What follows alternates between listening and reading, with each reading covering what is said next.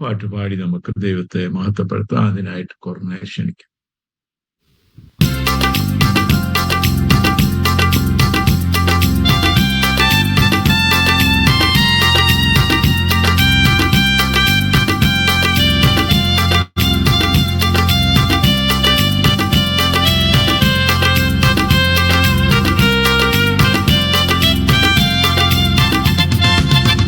ദൂരെ ചെന്ന് ചേരുന്ന നാൾ എത്ര മോദമേ, അകലൊരുക്കുന്ന വിശ്രമ വീട്ടിൽ ഇന്ന് ചേരുമോ? ദൂരെ ചെന്ന് ചേരുന്ന നാൾ എത്ര മോദമേ, അകലൊരുക്കുന്ന വിശ്രമ നിന്നു ചേരുമോ? കണ്ണുനീരില്ലവിടെ ദുഃഖം, വിലാപങ്ങളുമില്ലെന്ന്. കണ്ണുനീരില്ലവിടെ ദുഃഖം, വിലാപങ്ങളുമില്ലെന്ന്. നിത്യയുഗമുള്ള സന്തോഷനാളിന ഉള്ളവ വാഞ്ചിക്കുന്നേ, ഞാനും ഞാനേ സ്തുതിച്ചിടുന്നേ. നിത്യയുഗമുള്ള സന്തോഷനാളിനായി ഉള്ളവ വാഞ്ചിക്കുന്നേ, ഞാനും ഞാനേ സ്തുതിച്ചിടുന്നേ. ശാലേംപുരെ ചെന്ന് ചേരുന്ന നാൾ എത്ര മോദമേ, അകലൊരുക്കുന്ന വിശ്രമ വീട്ടിൽ എന്നു ചേരുമോ? വേല തികച്ച ശുദ്ധ പൊൻകിരീടധാരികളാ, വേല തികച്ച ശുദ്ധ പൊൻകിരീടധാരികളാ, സാക്ഷികളായി എന്റെ ചുറ്റും പുഞ്ചിറകു വീശി പറന്നു പാടി, ഞാനും ഞാനേ സ്തുതിച്ചിടുമേ. സാക്ഷികളായി എന്റെ ചുറ്റും പുഞ്ചിറകു വീശി പറന്നു പാടി, ഞാനും ഞാനേ സ്തുതിച്ചിടുമേ. ശാലേംപുരെ ചെന്ന് ചേരുന്ന നാൾ എത്ര മോദമേ, അകലൊരുക്കുന്ന വിശ്രമ വീട്ടിൽ എന്നു ചേരുമോ? കണ്ണുനീരില്ലവിടെ ദുഃഖം, വിലാപങ്ങളുമില്ലെന്ന്. കണ്ണുനീരില്ലവിടെ ദുഃഖം, വിലാപങ്ങളുമില്ലെന്ന്. നിത്യയുഗമുള്ള സന്തോഷനാളിനാൽ ഉള്ളവ വാഞ്ചിക്കുന്നേ, ഞാനും ഞാനേ സ്തുതിച്ചിടുന്നേ. നിത്യയുഗമുള്ള സന്തോഷനാളിനാൽ ഉള്ളവ വാഞ്ചിക്കുന്നേ, ഞാനും ഞാനേ സ്തുതിച്ചിടുന്നേ. ശാലേംപുരെ ചെന്ന് ചേരുന്ന നാൾ എത്ര മോദമേ, അകലൊരുക്കുന്ന വിശ്രമ വീട്ടിൽ എന്നു ചേരുമോ? വേല തികച്ച ശുദ്ധ പൊൻകിരീടധാരികളാ, വേല തികച്ച ശുദ്ധ പൊൻകിരീടധാരികളാ, സാക്ഷികളായി എന്റെ ചുറ്റും പുഞ്ചിറകു വീശി പറന്നു പാടി, ഞാനും ഞാനേ സ്തുതിച്ചിടുമേ. സാക്ഷികളായി എന്റെ ചുറ്റും പുഞ്ചിറകു വീശി പറന്നു പാടി, ഞാനും ഞാനേ സ്തുതിച്ചിടുമേ. ശാലേംപുരെ ചെന്ന് ചേരുന്ന നാൾ എത്ര മോദമേ, അകലൊരുക്കുന്ന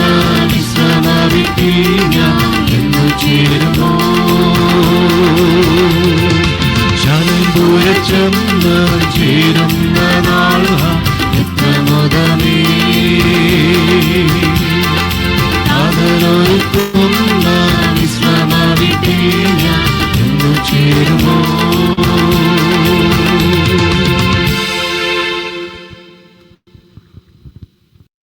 ദൈവത്തിന് നന്ദി നിറഞ്ഞ ഹൃദയത്തോട് സ്തോത്രം ചെയ്യുന്നു.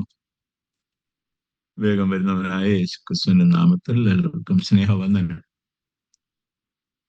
നമ്മുടെ ബൈബിൾ ക്ലാസിന്റെ ലാസ്റ്റ് ഡേ ആണല്ലോ ഇന്ന്. വോട്ട് ഓഫ് താങ്ക്സിനായിട്ട് ചർച്ച് സെക്രട്ടറി ബ്രദർ ജോൺ ചാക്കോയെ ക്ഷണിക്കും. ദൈവ തിരുനാമത്തിന് മഹത്വം ഉണ്ടായിരിക്കട്ടെ. നമ്മൾ എല്ലാ വർഷങ്ങളെ പോലെ ഈ വർഷവും നമുക്ക് ബൈബിൾ സ്റ്റഡി നടത്തുവാനായിട്ട് ദൈവം നമ്മളെ സഹായിച്ചതിനാണ് കർത്താവിനെ സ്തോത്രം ചെയ്യാം. പ്രത്യേകം നമ്മൾ ഈ വർഷം തിരഞ്ഞെടുത്ത വിഷയം കർത്താവിൻ യേശുക്രിസ്തുവിന്റെ രണ്ടാമത്തെ വരവും അതിനെ എങ്ങനെ ഒരുങ്ങാം എന്നുള്ള വിഷയമായിരുന്നു. പ്രത്യേകം നമ്മുടെ ക്ഷണം സ്വീകരിച്ച് ദേവദാസിന്റെ ബിസി ഷെഡ്യൂളിലും കഴിഞ്ഞ 2 ആഴ്ചക്കാലം നമ്മളെ വചനം പഠിപ്പിക്കാനായി പാസ്റ്റർ വി ഒ വർഗീസിനെ ദൈവം സഹായിച്ചതിനായിട്ട് കർത്താവിനെ സ്തോത്രം ചെയ്യുന്നു. സഭയുടെ പേരിലും വ്യക്തിപരമായ പേരിലും ദേവദാസിനുള്ള നന്ദിയെ അറിയിക്കുന്നു. തുടർന്നും ദൈവം തൻ്റെ ശുശ്രൂഷയെയും തൻ്റെ കുടുംബത്തെ അവിടെ നിന്ന് അനുഗ്രഹിക്കട്ടെ. കർത്താവിൻ്റെ വരവ് താമസമെങ്കിൽ അധികമായിട്ട് ഈ ദിവസങ്ങൾ ദൈവം ഉപയോഗിക്കുന്നതിന് വേണ്ടി നമുക്ക് പ്രാർത്ഥിക്കാം. അതുപോലെ തന്നെ നമുക്ക് ഇരിഞ്ഞാലക്കുടയിൽ നമ്മുടെ ദേവദാസന്മാർക്കൊക്കെയും ഈ മീറ്റിങ്ങിൽ പങ്കെടുക്കുവാൻ കർത്താവ് സഹായിച്ചു. ഇരിഞ്ഞാലക്കുടയിൽ നിന്ന് പങ്കെടുത്ത എല്ലാ ദേവദാസന്മാർക്കും അതുപോലെ തന്നെ അവിടുന്ന് മീറ്റിങ്ങിൽ ജോയിൻ ചെയ്ത എല്ലാ വിശ്വാസികൾക്കും ദേവസഭയുടെ പേരിലുള്ള നന്ദി അറിയിക്കുന്നു. ഞങ്ങളുടെ എക്സ് മെമ്പേഴ്സ് പലർക്കും ലോകത്തിൻ്റെ പല ഭാഗത്തു നിന്ന് മീറ്റിങ്ങിൽ പങ്കെടുക്കുവാൻ സഹായിച്ചു. മറ്റു ചർച്ചസിൽ നിന്ന് പങ്കെടുത്ത എല്ലാവരോടുമുള്ള നന്ദി അറിയിക്കുന്നു. അനുഗ്രഹിക്കപ്പെട്ട ഗാനങ്ങൾ പാടിയ ചർച്ച് ക്വയറിനോടുമുള്ള നന്ദി അറിയിക്കുന്നു.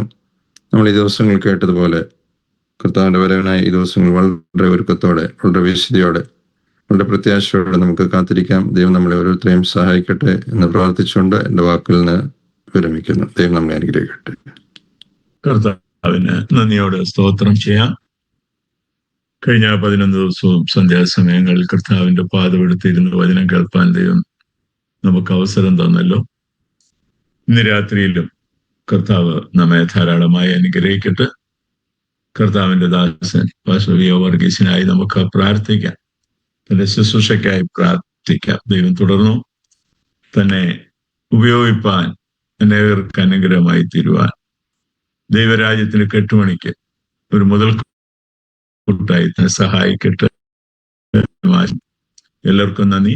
തുടർന്ന് ദേവദാസൻ ദൈവവചനത്തിൽ നിന്ന് ശുശ്രൂഷിക്കും. അതിനായിട്ട് യോവറീസ് പാസ്റ്ററിനെ ക്ഷണിക്കുന്നു. ഉന്നതനും ഉയർന്നിരിക്കുന്നവനും ശാശ്വതവാസിയും പരിശുദ്ധൻ എന്ന നാമമുള്ളവനുമായ നമ്മുടെ പരിശുദ്ധ ത്രിയേക ദൈവത്തിന് സ്തോത്രം, മഹത്വം, പുകഴ്ച ഉണ്ടാകുമാറാകട്ടെ. നമ്മെ സ്നേഹിച്ചവനും തൻ്റെ രക്തത്താൽ നമ്മുടെ പാപങ്ങളെ പോക്കി പിതാവായ ദൈവത്തിന് നമ്മെ രാജാക്കന്മാരും പുരോഹിതന്മാരും ആക്കി തീർത്തവനുമായ നമ്മുടെ കർത്താവായ യേശുക്രിസ്തുവിൻ്റെ നാമത്തിൽ ഉള്ള സ്നേഹ വന്ദനങ്ങളെ എല്ലാവർക്കും ആദരവോടെ അറിയിക്കുന്നു. നമ്മുടെ ഈ ബൈബിൾ ക്ലാസ്സുകളുടെ അവസാനത്തെ സന്ധിയിലേക്ക് കർത്താവ് നമ്മെ കൂട്ടിവരുത്തിയല്ലോ. കഴിഞ്ഞ 11 ദിവസങ്ങളിലും ദൈവം നമുക്ക് തുണ നിന്നതിനായി ദൈവത്തിന് സ്തോത്രം. ശുശ്രൂഷയ്ക്കായിട്ട് ഈ അവസരം ഒരുക്കിത്തന്ന ബേഥേൽ IPCയോടുള്ള പ്രത്യേകാൽ നന്ദി ഞാനും പ്രകാശിപ്പിക്കുന്നു.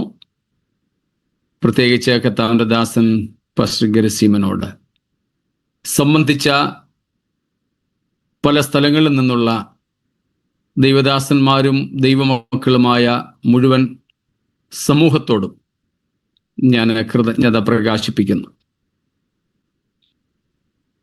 കർത്താവ് നമ്മെ സഹായിക്കട്ടെ. നമ്മൾ ആദ്യത്തെ ദിവസം പറഞ്ഞതുപോലെ നമ്മുടെ കർത്താവിനെ കൂടുതൽ അറിഞ്ഞ് അവനോട് കുറെ കൂടെ അടുത്ത് കുറെ അധികമായി കർത്താവിനെ ഹൃദയം കൊണ്ട് സ്നേഹിപ്പാൻ, എത്രയും വേഗം നടക്കുവാനിരിക്കുന്ന യേശുക്രിസ്തുവിൻ്റെ ദൈവസഭയുടെയും സമാഗമത്തിനായിട്ടൊരുങ്ങുവാൻ ദൈവം നമ്മെ ഏവരെയും സഹായിക്കട്ടെ. ഞങ്ങളെയും കുടുംബമായി നിങ്ങൾ പ്രാർത്ഥനയിൽ ഓർക്കുന്നത് ഞങ്ങൾക്ക് അനുഗ്രഹമായിരിക്കും എന്ന് ഓർപ്പിച്ചുകൊണ്ട് നമ്മൾ പഠിച്ചുകൊണ്ടിരിക്കുന്ന ദൈവവചന ഭാഗത്തേക്ക് പ്രാർത്ഥനാപൂർവം ശ്രദ്ധ തിരിക്കുന്നു. കർത്താവായ യേശുവിൻ്റെ പുനരാഗമനം, അതേ സംബന്ധിച്ച കുറച്ച് കാര്യങ്ങൾ നമ്മൾ ആദ്യ ദിവസങ്ങളിൽ ചിന്തിച്ചു. പിന്നീട് ഇങ്ങോട്ട് നാം എങ്ങനെയാണ് ഒരുങ്ങേണ്ടത് എന്നായിരുന്നു പഠിച്ചു വന്നത്. ആ പഠനം ഇനിയും തുടരാനുണ്ട്. ഇന്ന് ഉൽപ്രാപണത്തെക്കുറിച്ച് ചില കാര്യങ്ങൾ പറയാമെന്നായിരുന്നു ഞാൻ പറഞ്ഞിരുന്നത്. ഏറ്റവും ഒടുവിൽ ചില കാര്യങ്ങൾ അത് ഓർപ്പിക്കാം. അതിനു മുൻപ് കർത്താവിൻ്റെ വരവിനായി നാം ഒരുങ്ങുന്നതിൻ്റെ ഭാഗമായിട്ട് ഒരു കാര്യവും കൂടെ പറയാൻ ഞാൻ ആഗ്രഹിക്കുന്നു. നമ്മളതിനെ രണ്ടായിട്ട് തരംതിരിച്ചാണ് പറഞ്ഞത്. ഒന്ന്, കർത്താവിൻ്റെ വരവിനായി നാം എന്ത് ചെയ്യണം, എങ്ങനെയാകണം എന്നുള്ളത്. രണ്ട്, ഹൗ നോട്ട് ടു, എങ്ങനെയാകരുത് എന്നുള്ളത്. ഇതുവരെ നമ്മൾ പഠിച്ചതിൽ എത്ര ഭാഗങ്ങൾ ചിന്തിച്ചു എന്ന് എനിക്ക് എണ്ണത്തെക്കുറിച്ച് അറിയില്ല. നിങ്ങൾ എഴുതിയവരൊക്കെ കാണുമായിരിക്കും. എത്രയുമാകട്ടെ, അതിൽ ഒരെണ്ണം ഒഴികെ ബാക്കിയുള്ളതെല്ലാം നാം പഠിച്ചത് എന്ത് ചെയ്യണം, നാം എങ്ങനെയാകണം, എങ്ങനെ ഒരുങ്ങണം എന്നതിനെക്കുറിച്ചായിരുന്നു. ഒരെണ്ണം നാം അതിൽ എങ്ങനെയാകരുത്, കർത്താവിൻ്റെ വരവനായിട്ടുള്ള ഒരുക്കം നാം എന്ത് ചെയ്യരുത് എന്നുള്ളതായിരുന്നു. അതേ സംബന്ധിച്ച് അതും കൂടെ ചേർത്ത് ഒരു 5 കാര്യങ്ങളാണ് എടുത്ത് പറയാനായിട്ടുള്ളത്. വിവരിക്കാൻ നമുക്ക് സമയമില്ല. അത് കഴിഞ്ഞിട്ട് ഉള്ള സമയം കൊണ്ട് ഉൽപ്രാപണ സംബന്ധമായ ചുരുക്കം ചില കാര്യങ്ങൾ കൂടെ ഓർപ്പിക്കാമെന്ന് കർത്താവിൽ ആശിക്കുന്നു.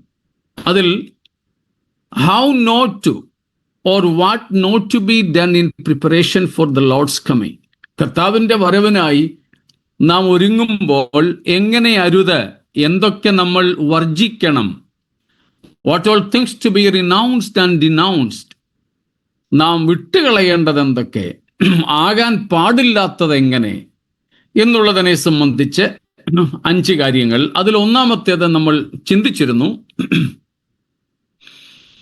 അതായിരുന്നു നമ്മൾ റോമർ 12:1-2 വാക്യങ്ങളിൽ നിന്നും പത്രോസിൻ്റെ ലേഖനം 1-ാം അധ്യായം 14-ാമത്തെ വാക്യത്തിൽ നിന്നും 1 പത്രോസ് 1:14 നിന്നും കണ്ടത്. അത് നമ്മൾ നേരത്തെ ചിന്തിച്ചതാണ്, അതുകൊണ്ട് പറഞ്ഞു വിടുന്നു എന്ന് മാത്രമേ ഉള്ളൂ.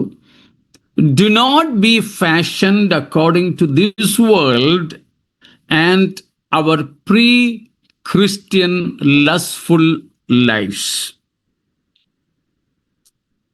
നാം കണ്ടത് ഈ ലോകത്തിന് അനുരൂപരാകരുത്, അതുപോലെ തന്നെ മുൻപുള്ള മോഹങ്ങളെയും നാം മാതൃകയാക്കരുത്.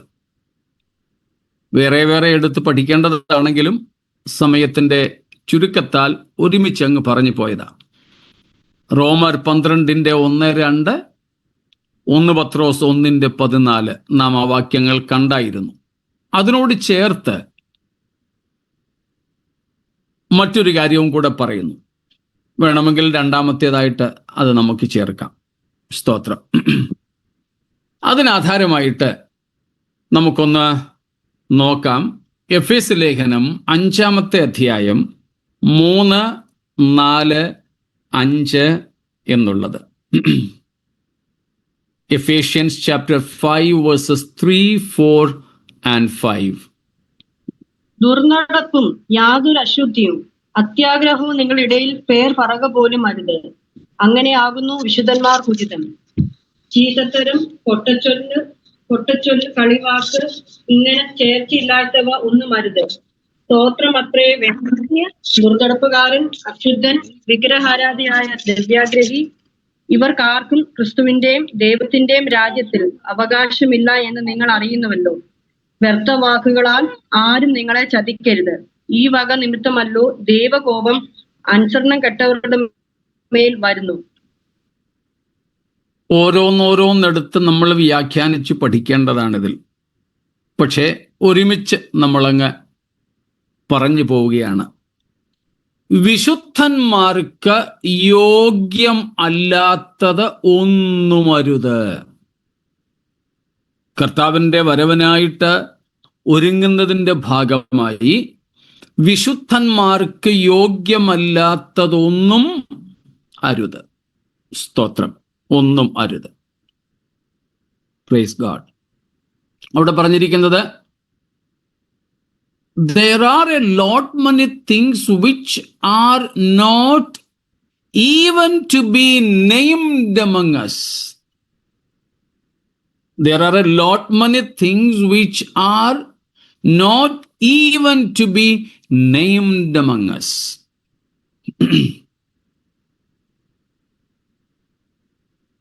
ഇവിടെ ആംപ്ലിഫൈഡ് വേർഷനിൽ കൊടുത്തിരിക്കുന്ന ഇംഗ്ലീഷ് വേർഷനിൽ കൊടുത്തിരിക്കുന്നത് but immorality sexual vice and all impurity of lustful rich wasteful living or greediness must not even be named among you, as is fitting and proper among saints, God's consecrated people. Let there be no filthiness, obscenity and indecency, nor foolish and sinful, silly and corrupt talk, which are not fitting or becoming, but instead voice your thankfulness to God. For be sure of this, that no person practicing sexual vice or impurity in thought or in life, or one who is covetous, who has lustful desire for the property of others and is greedy for gain, for he in effect is an idolater, has any inheritance in the kingdom of Christ and of God. ഓരോ പദങ്ങളും ധാരാളം അർത്ഥവ്യാപ്തി ഉൾക്കൊള്ളുന്നതാണ്. വിശുദ്ധന്മാർക്ക് യോഗ്യമായി മാത്രമേ നടക്കാവൂ. വിശുദ്ധന്മാർക്ക് യോഗ്യമല്ലാത്ത ഇവിടെ പറയപ്പെട്ടിരിക്കുന്ന പാപങ്ങളൊന്നും ചെയ്യരുതെന്നല്ല, നമ്മുടെ ഇടയിൽ പേർ പറക പോലും അരുത്. പേർ പറക പോലും അരുത്. പൊട്ടച്ചൊല്ല്, കളിവാക്ക്, ചീത്തത്തരം,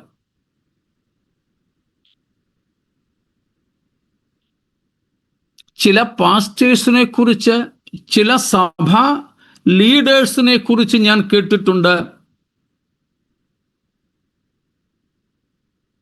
ചന്തസ്ഥലങ്ങളിൽ പോലും കേൾക്കാത്ത തരം തെറി പറയുന്നവരാണ് അവരെന്നൊക്കെ. പരസ്യമായി പറയുന്നതിൽ ക്ഷമിച്ചാലും, പക്ഷേ പറയാതിരിക്കാൻ നിർവാഹമില്ലല്ലോ. ചീത്ത പറയുന്ന, തെറി പറയുന്ന, ദ്വയാർത്ഥ പ്രയോഗത്തോടുകൂടെ സംസാരിക്കുന്ന പാസ്റ്റേഴ്സും ദൈവമക്കളും സഭകൾക്കകത്തുണ്ടെന്നുള്ളതൊരു യാഥാർത്ഥ്യമാണ്. പാടില്ലാത്തതാണത്, വിലക്കപ്പെട്ടതാണത്. സ്തോത്രം. ദുർനടപ്പുകാരെ കുറിച്ച്, വ്യഭിചാരികളെ കുറിച്ചൊക്കെ നമ്മൾ നേരത്തെ വിശ്വസ്തത എന്ന വിഷയത്തിൽ പഠിച്ചതുകൊണ്ട് ഞാൻ ആവർത്തിക്കുന്നില്ല. ഇവിടെ എടുത്തെടുത്ത് പൗലോസ് പറയുന്നു അക്കാര്യം. കാരണം ഇത് ദൈവം നമുക്ക് തന്നിട്ടുള്ള ഒരു വികാരമാണ്. ദൈവം നൽകിയിട്ടുള്ള ആ ഒരു വികാരത്തെ പൂർത്തീകരിക്കുവാൻ ദൈവം തന്നെ അതിന് വഴിയും തന്നിട്ടുണ്ട്. വിവാഹം എന്ന ബന്ധം മാത്രമാണ് അതിനുള്ള ഏക വഴി. അതല്ലാതെ എന്തെല്ലാം വഴികളിലൂടെ നാം ഈ വികാരങ്ങളെ തൃപ്തിപ്പെടുത്താൻ ശ്രമിച്ചാലും അതൊന്നും വിശുദ്ധന്മാർക്ക് യോഗ്യമല്ല. അങ്ങനെയുള്ളതൊന്നും ചെയ്യാതെ അവയിൽ നിന്നെല്ലാം ഒഴിഞ്ഞിരിക്കേണ്ടത് ആവശ്യമാണ് നമ്മുടെ കർത്താവിൻ്റെ വരവനായിട്ട് പോകുവാൻ. ഈ ലോകത്തിൽ പല മതങ്ങൾക്കും പല ആചാരങ്ങളുണ്ട്. പക്ഷെ ഇതെല്ലാം പാർട്ട് ടൈമാണ്. എന്നാൽ ക്രിസ്തീയ ജീവിതമോ? It's not a part time life. We cannot be a part time Christian. ഞങ്ങളുടെ ബൈബിൾ ക്ലാസ്സിൽ വരുന്നവർക്ക് ആവർത്തനമാണ്, എങ്കിലും ഞാൻ അങ്ങ് പറയുക. ഈ കൂട്ടത്തിൽ അവരുള്ളത് കൊണ്ടാണ് ഞാൻ ഇടയ്ക്ക് പറയുന്നത് കേട്ടോ. Jesus Christ is not a part-time Lord. And also Satan is a full-time Satan. If we remain part-time Christians, then Christ, the full-time Lord, cannot be our Lord, nor we can deal with a full-time devil. പ്രിയരെ, നമ്മൾ ഒരു part time ക്രിസ്തീയ ജീവിതം നയിക്കുന്നവരാണെങ്കിൽ മുഴുസമയ കർത്താവായ യേശു നമ്മുടെ കർത്താവേ ആയിരിക്കില്ല.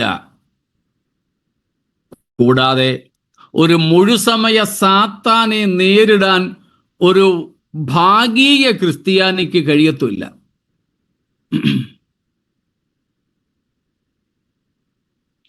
മനസ്സിലാവുന്നുണ്ടായിരിക്കുമല്ലോ.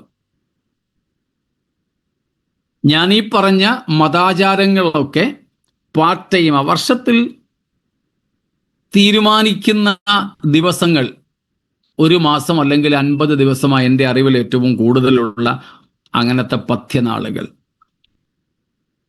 അത് കഴിഞ്ഞപ്പോൾ പിന്നെ സാധാരണ ജീവിതം നയിക്കുന്നത്. നമ്മളോ 50 ദിവസം കൊണ്ട് നമ്മുടെ കമ്മിറ്റ്മെന്റ്, നമ്മുടെ സമർപ്പണം തീരുന്നതാണോ? അല്ല. യേശുവിനായി നാം ജീവിതം സമർപ്പിക്കുന്ന ആ നിമിഷം മുതൽ നമ്മിൽ ഊർധ്വശ്വാസം ശേഷിക്കുന്നതുവരെ, നമ്മുടെ അന്ത്യശ്വാസം വലിക്കുന്നതുവരെ നാം ഫുൾ ടൈം ക്രിസ്തീയ ജീവിതത്തിലാണ്. അങ്ങനെയെങ്കിൽ ഈ പറയപ്പെട്ട എല്ലാ കാര്യങ്ങളും എഫേസ്യർ 5:3, 4, 5 വാക്യങ്ങളിൽ പറഞ്ഞിരിക്കുന്ന എല്ലാ കാര്യങ്ങളും ഊണിലും ഉറക്കത്തിലും പാലിക്കുവാൻ നാം കടപ്പെട്ടിരിക്കുന്നു. അതുകൊണ്ടാണ് 5-ാമത്തെ വാക്യത്തിൽ പറഞ്ഞത്, ഇന്ന ആൾക്കാർക്ക്, ഇന്നതുപോലെയൊക്കെ ജീവിക്കുന്നവർക്ക് ക്രിസ്തുവിൻ്റെയും ദൈവത്തിൻ്റെയും രാജ്യത്തിൽ പ്രവേശനമില്ല, അവർക്ക് അവകാശമില്ല. സ്തോത്രം. Praise God. 3-ാം വാക്യത്തിലും 5-ാം വാക്യത്തിലും പറയുന്നത്, a person practicing impurity in thought or life. ചിന്തകളിലോ പ്രായോഗിക ജീവിതത്തിലോ അശുദ്ധി പരിചയിക്കുന്നവർക്ക്, പ്രാക്ടീസ് ചെയ്യുന്നവർക്ക് ദൈവരാജ്യം അവകാശമാക്കാൻ കഴിയുകയില്ല എന്ന്. അവരെ കർത്താവ് ഒന്ന് കൊണ്ടുപോയി സ്വർഗമൊക്കെ ഒന്ന് കറക്കി കാണിച്ചിട്ടെങ്കിൽ തിരിച്ചു വിടുമെന്നായിരുന്നെങ്കിലും സഹിക്കായിരുന്നു. കുറഞ്ഞ പക്ഷം ഒന്ന് പോയി കാണാമല്ലോ എന്നെങ്കിലും ചിന്തിക്കായിരുന്നു. നോ, ഇല്ല. അതുകൊണ്ട് കർത്താവിൻ്റെ വരവിനായി ഒരുങ്ങുന്നതിൻ്റെ ഭാഗമായിട്ട് ഇവിടെ പറയപ്പെട്ടിരിക്കുന്ന കാര്യങ്ങളൊന്നും നമ്മുടെ ഇടയിൽ പേർ പറക പോലും അരുത്.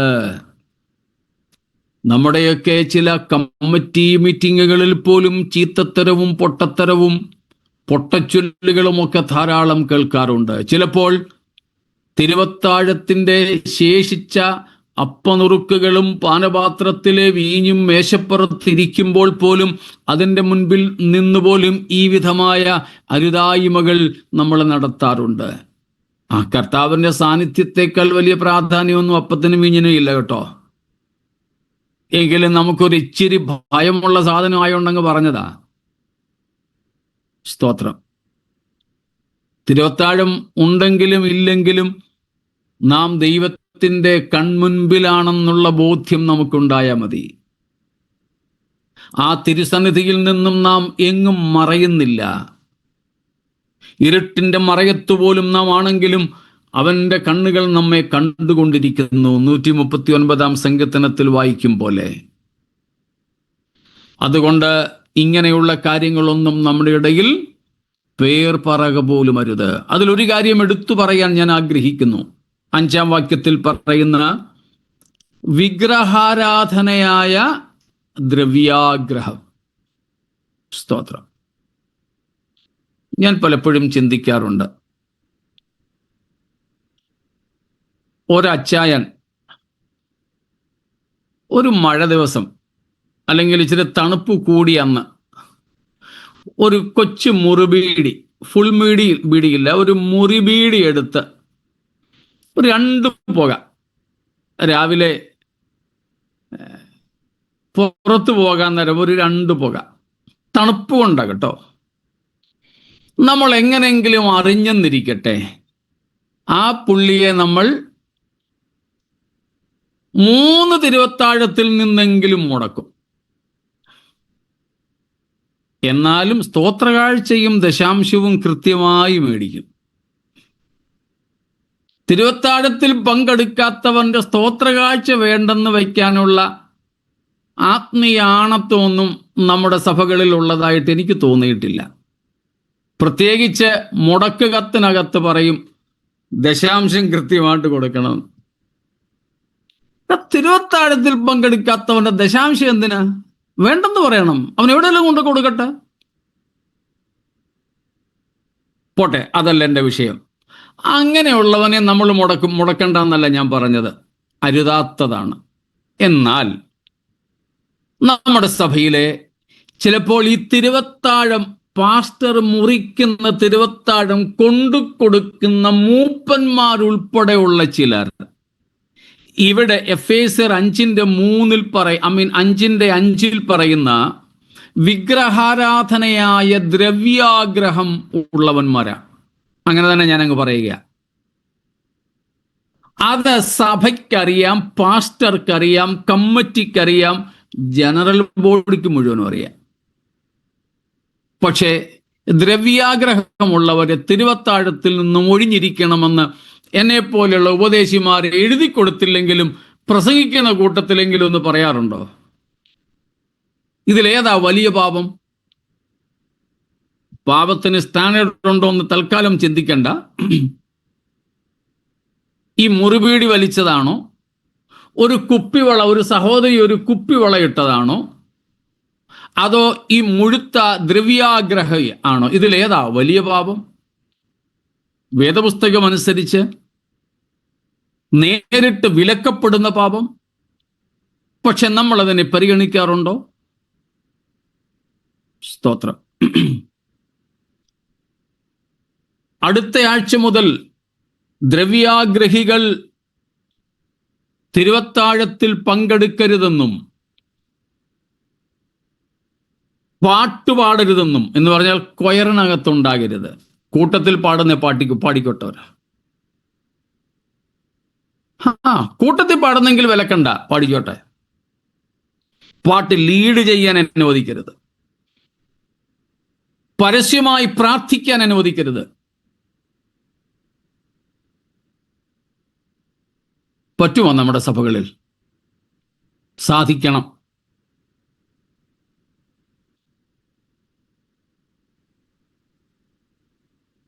വേദപഠിതാക്കൾ 2 പാപങ്ങളെ തന്തപ്പാപങ്ങൾ എന്നാണ് വിളിക്കാറുള്ളത്.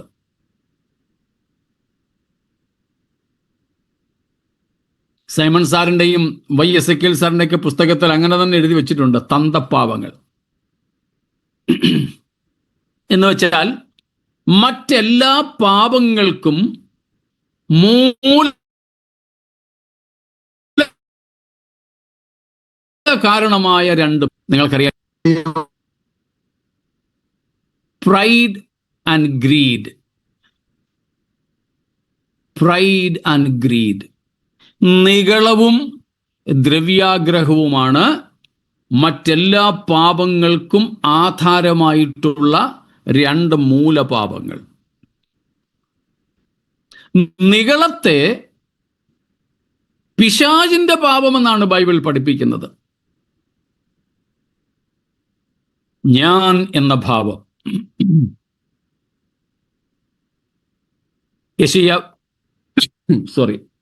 യെശയ്യാ പ്രവചനം 14 അധ്യായത്തിന്റെ 13-14 വാക്യങ്ങളിൽ സാത്താൻ തൻ്റെ ഉള്ളിൽ ഞാൻ ഐ വിൽ എന്ന് 5 പ്രാവശ്യം പറഞ്ഞിട്ടുണ്ട്. ഐ വിൽ, ഞാൻ. 1 തിമോഥെയോസ് 3 അധ്യായത്തിന്റെ 7 വാക്യത്തിൽ 6-7 വാക്യങ്ങളിൽ പൗലോസ് പറയുന്നു, അധ്യക്ഷസ്ഥാനം ആഗ്രഹിക്കുന്നവന്റെ യോഗ്യതകൾ, അതിലൊന്ന് പുതിയ ശിഷ്യനരുത്.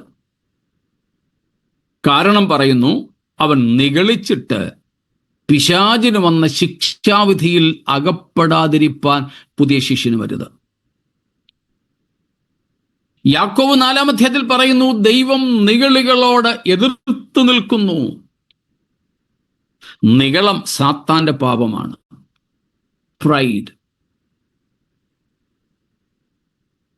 നിഗളമുള്ള ഒരുത്തൻ കർത്താവിന്റെ രാജ്യത്തിൽ, കർത്താവിന്റെ വരവിൽ എടുക്കപ്പെടുമോ?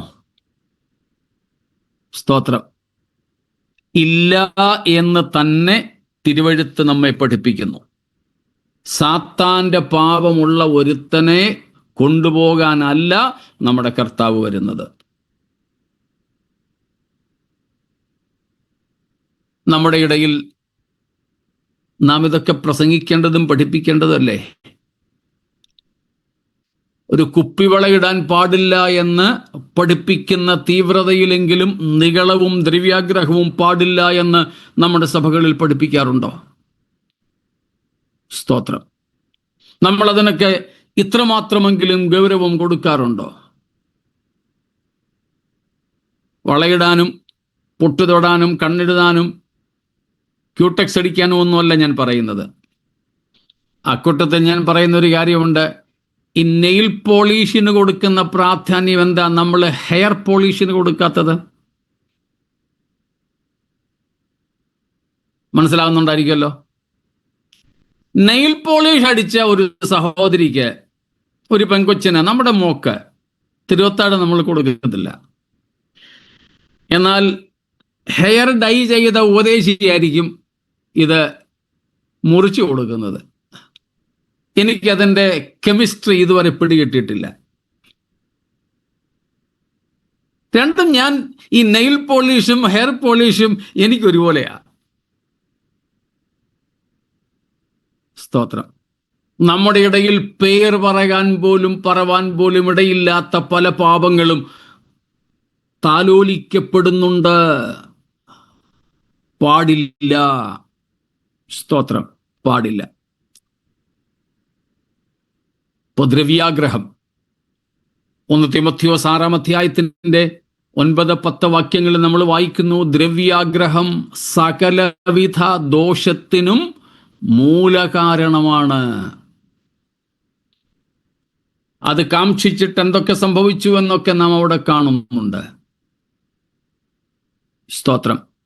ഈ ദ്രവ്യാഗ്രഹത്തെക്കാൾ വീര്യം കൂടിയ മറ്റൊന്നാണ് നാം 5-ാമത്തെ വാക്യത്തിൽ കാണുന്നത്, കവച്ചസ്നെസ്.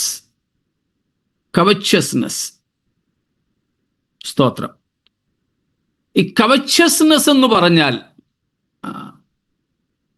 എന്താ? മലയാളത്തിൽ ദ്രവ്യാഗ്രഹം എന്ന് തന്നെയാണെന്ന് എനിക്ക്, അത്യാഗ്രഹിയായ ദ്രവ്യാഗ്രഹി എന്ന് മറ്റോ കൊടുത്തിരിക്കുന്നത് അല്ലേ മലയാളത്തിൽ? 5-ാം വാക്യം ദ്രവ്യാഗ്രഹി. ഓക്കെ, ദ്രവ്യാഗ്രഹി എന്നുള്ളൂ. ദ്രവ്യാഗ്രഹി. അവിടെ ഇംഗ്ലീഷിൽ കൂടുതലായിട്ട് കൊടുത്തിരിക്കുന്നത് കവച്ചസ്നെസ് എന്ന. ഈ കവച്ചസ്നെസ് എന്ന് പറഞ്ഞാൽ ദ്രവ്യാഗ്രഹം മാത്രമല്ല, മറ്റൊരുത്തന്റെ കയ്യിൽ ഇരിക്കുന്നതും എനിക്ക് അർഹതപ്പെട്ടതല്ലാത്തതുമായതിനെ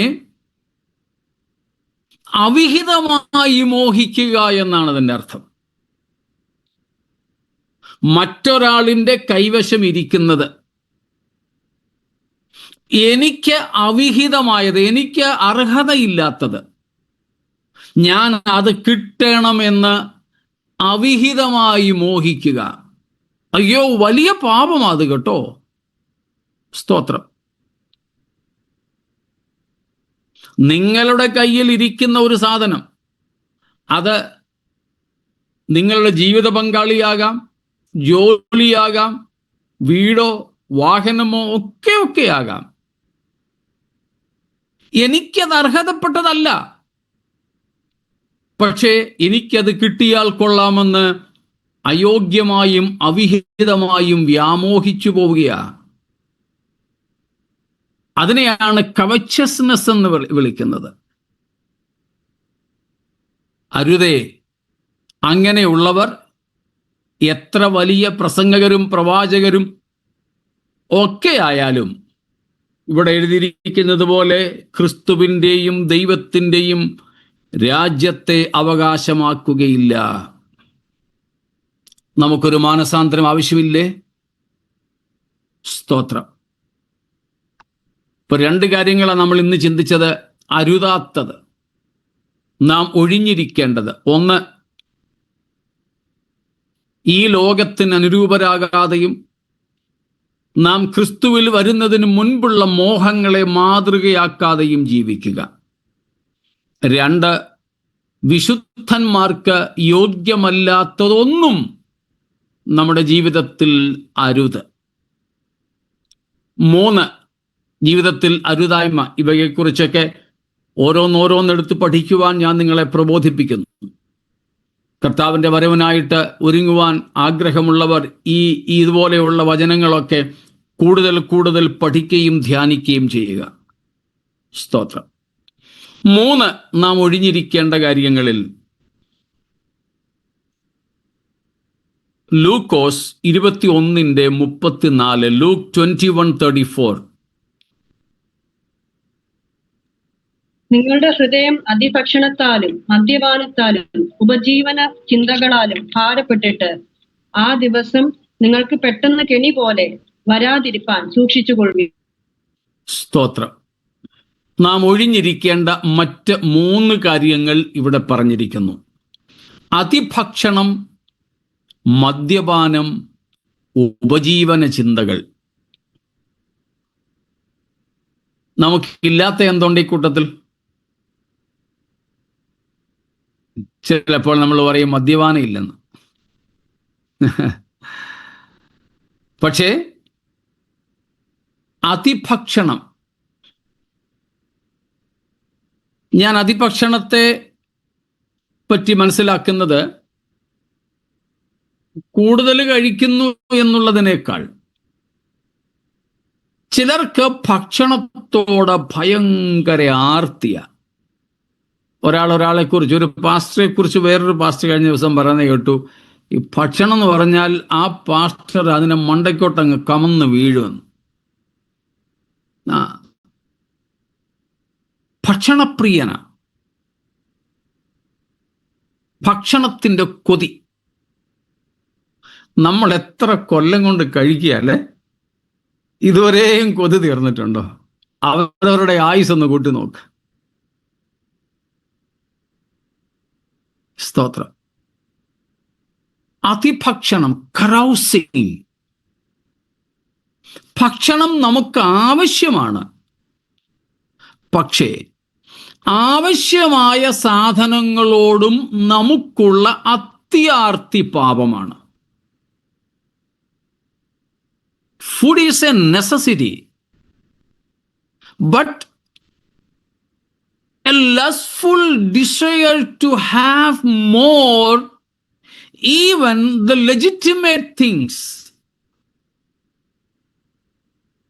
that also becomes sin. നമുക്ക് ന്യായമായും അവകാശമാക്കുവാൻ അനുവാദമുള്ള കാര്യങ്ങൾ, ഭക്ഷണമാകാം, പണമാകാം, വസ്ത്രമാകാം, വീടാകാം, ഒക്കെ. പക്ഷേ അത് ആവശ്യത്തിലധികവും നമുക്ക് വേണമെന്ന താല്പര്യമോ ആവശ്യത്തിലധികവും നമ്മൾ പിടിച്ചു വച്ചിരിക്കുന്ന അവസ്ഥയോ പാപമാണെന്നാണ് പറഞ്ഞിരിക്കുന്നത്. അതാണ് അതിഭക്ഷണം എന്നതുകൊണ്ട് അർത്ഥമാക്കുന്നത്. Desire for more or possessiveness to the necessities of life or the legitimate necessities of life. ആവശ്യമായതാണ്, അതിൽ തന്നെ പാപമല്ല. പക്ഷെ അത് കൂടുതൽ വേണമെന്ന ആഗ്രഹവും അത് കൂടുതൽ കൈവശപ്പെടുത്തി വയ്ക്കാനുള്ള വ്യാമോഹവും. ഞാനൊരു ഉപദേശിയ, ലോക്കൽ സഭയുടെ പാസ്റ്റർ. ചില സന്ദർഭങ്ങളിൽ ചില സഭകളിൽ ചില വിശ്വാസികൾക്ക് രണ്ടാമത്തെ വീടും മൂന്നാമത്തെ വീടുമൊക്കെ അവർ വാങ്ങി അതിൻ്റെയൊക്കെ ഡെഡിക്കേഷൻ നടത്താറുണ്ട്. ലോക്കൽ പാസ്റ്റർ എന്ന നിലയിൽ എനിക്ക് സംബന്ധിച്ചേ പറ്റൂ, അധ്യക്ഷനെങ്കിലും ആയിരുന്നേ പറ്റൂ, ആശംസയെങ്കിലും അറിയിക്കാതിരിക്കാൻ നിർവാഹമില്ല. പക്ഷേ അതേ സഭയിൽ തന്നെ ഒരു സാധാരണ വീടിന് വാടക കൊടുക്കാൻ വകയില്ലാത്ത വിശ്വാസികളും ഉണ്ടാകും. നിങ്ങൾക്ക് ഇങ്ങനത്തെ പ്രയാസം ഉണ്ടായിട്ടുണ്ടോ എന്ന് എനിക്കറിയില്ല. ഈ രണ്ടാമത്തെയും മൂന്നാമത്തെയും വീട് ബ്രദർ എയ്ക്കോ ബിക്കോ കൊടുത്തതിനായി സ്തോത്രം സ്തോത്രം എന്ന് പറയാൻ എനിക്ക് പറ്റാറില്ല. ഞാൻ സ്തോത്രം പറഞ്ഞേനെയുമായിരുന്നു. ആദ്യത്തെ വീടുള്ളപ്പോൾ രണ്ടാമത്തെ വീട് വാങ്ങാൻ അദ്ദേഹത്തിന് സാഹചര്യം ഉണ്ടായപ്പോൾ വീടില്ലാത്ത ഒരുത്തന് ഒരു കൊച്ചു വീട് വെച്ച് കൊടുത്തിരുന്നെങ്കിൽ ഞാൻ തുറന്ന ഹൃദയത്തോടെ സ്തോത്രം ചെയ്തേനെ. ചിലര് ഈ രണ്ടാമത്തെ മൂന്നാമത്തെ വീടൊക്കെ ലോണിനാ വാങ്ങുന്നത്. ആ ലോൺ അടയ്ക്കാൻ വേണ്ടി പ്രാർത്ഥിക്കണമെന്ന് പറയുമ്പോൾ ഞാൻ നേരിട്ട് പറഞ്ഞിട്ടുണ്ട്, സോറി, എനിക്കതിനു വേണ്ടി പ്രാർത്ഥിക്കാനും പറ്റില്ല, ഇതിനു വേണ്ടി ഉള്ളു തുറന്ന് സ്തോത്രം ചെയ്യാനും പറ്റില്ല, കാരണം ഇന്നതാണെന്ന്. അങ്ങേയറ്റം വന്നാൽ ഒന്നുകിൽ അവർ ഞാൻ ശുശ്രൂഷിക്കുന്ന സഭ വിട്ടുപോകും, അല്ലെങ്കിൽ എന്നെ സഭയിൽ നിന്ന് ട്രാൻസ്ഫർ ആക്കിക്കും. രണ്ടിനും ഞാൻ തയ്യാറാ, കുഴപ്പമില്ല. എന്നാലും ഈ സത്യം ഒന്ന് പറയാതിരിക്കാൻ പറ്റില്ല. സ്തോത്രം. നമ്മുടെ ഈ ക്ലാസിന്റെ അവസാന ദിവസം ആയതുകൊണ്ട് ഇനി നാളെ വരത്തില്ലെന്ന് പറയത്തില്ലല്ലോ.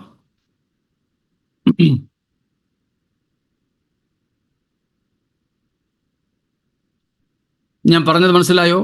അതിഭക്ഷണം, luxurious living is not worthy for a true Christian longing for the coming of the Lord.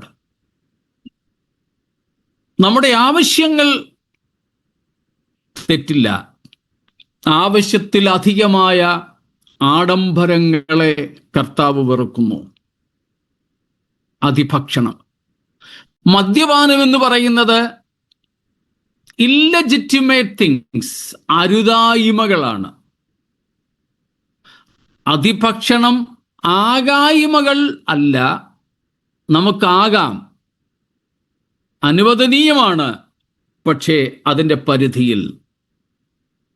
മദ്യപാനമെന്നുള്ളത് വിലക്കപ്പെട്ടവയാണ്, അരുതായ്മകളാണ്, ലേശവും പാടില്ല.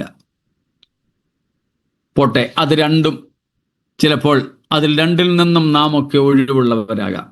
മൂന്നാമത്തേതോ ഉപജീവന ചിന്തകൾ.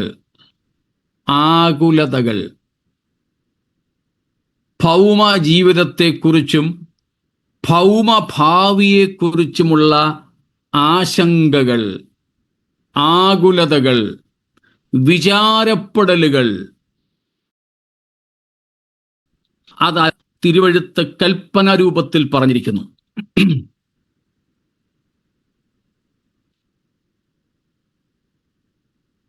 നമുക്കില്ലേ അക്കാര്യം? ആകുലതകളില്ലേ? പ്രത്യേകിച്ച് ഇപ്പോഴത്തെ യുദ്ധ സാഹചര്യത്തിൽ. എൻ്റെയും കുടുംബാംഗങ്ങൾ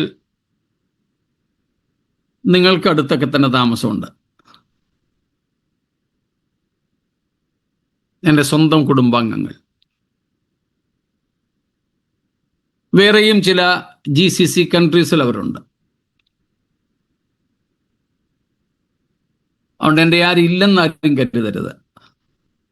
പക്ഷേ നമ്മയൊക്കെ ഇപ്പോഴത്തെ സാഹചര്യവും ആശങ്കപ്പെടുത്തുന്നില്ലേ?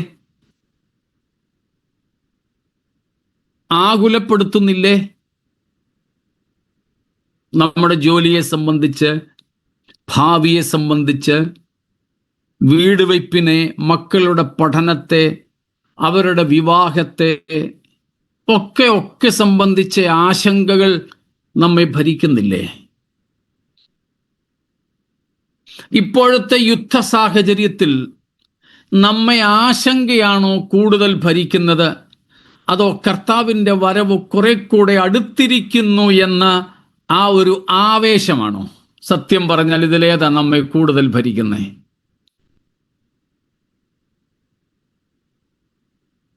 ഇയാൾക്കങ്ങ് ഓമ്പലിരുന്നുകൊണ്ട് പറഞ്ഞാൽ മതിയെന്ന് മനസ്സിലാരും ചിന്തിക്കാതിരിക്കാനാണ് ഞാൻ പറഞ്ഞത്. എൻ്റെ സ്വന്തം രക്തബന്ധങ്ങൾ നിങ്ങളുടെ തന്നെ തൊട്ടടുത്ത സ്ഥലങ്ങളിൽ താമസമുണ്ടെന്ന്. ഇതിൽ ആശങ്കയാണോ ആവേശമാണോ നമ്മുടെ ഉള്ളിൽ? നാളെയെക്കുറിച്ചുള്ള ഭാവിയുടെ ആശങ്കകളാണോ? അതോ സ്തോത്രം, നമ്മുടെ കർത്താവ് വാതിൽക്കലായിരിക്കുന്നു എന്നുള്ള ആ ഒരു ഉറപ്പിൻ്റെ ആവേശമാണോ ഇതൊക്കെ സംഭവിക്കുമ്പോൾ നമ്മെ ഭരിക്കുന്നത്? എൻ്റെ കൂടെ നിങ്ങൾ ഉണ്ടെന്ന് കരുതുന്നു. സ്തോത്രം. ആശങ്കകളാണെങ്കിൽ അത് കർത്താവിൻ്റെ വരവിൽ എടുക്കപ്പെടാൻ തടസ്സമാണെന്ന് അറിയാതിരിക്കരുത്.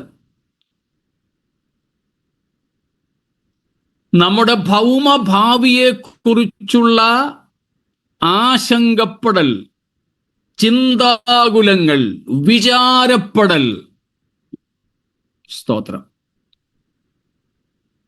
യേശുക്രിസ്തുവിൻ്റെ വരവിങ്കൽ നാം തള്ളപ്പെടുന്നതിന് കാരണമാകും. അതാണ് യേശു കർത്താവ് നേരിട്ട് പറഞ്ഞത്. നിങ്ങളുടെ ഹൃദയം അതിഭക്ഷണത്താലും മദ്യപാനത്താലും ഉപജീവന ചിന്തകളാലും ഭാരപ്പെട്ടിട്ട് യേശുക്രിസ്തുവിൻ്റെ വരവിൻ്റെ ആ ദിവസം നിങ്ങൾക്ക് പെട്ടെന്ന് കെണി പോലെ വരാതിരിപ്പാൻ സൂക്ഷിച്ചുകൊള്ളുവീൻ, നോക്കിക്കൊള്ളുവീൻ. സ്തോത്രം. Abstain from these sorts of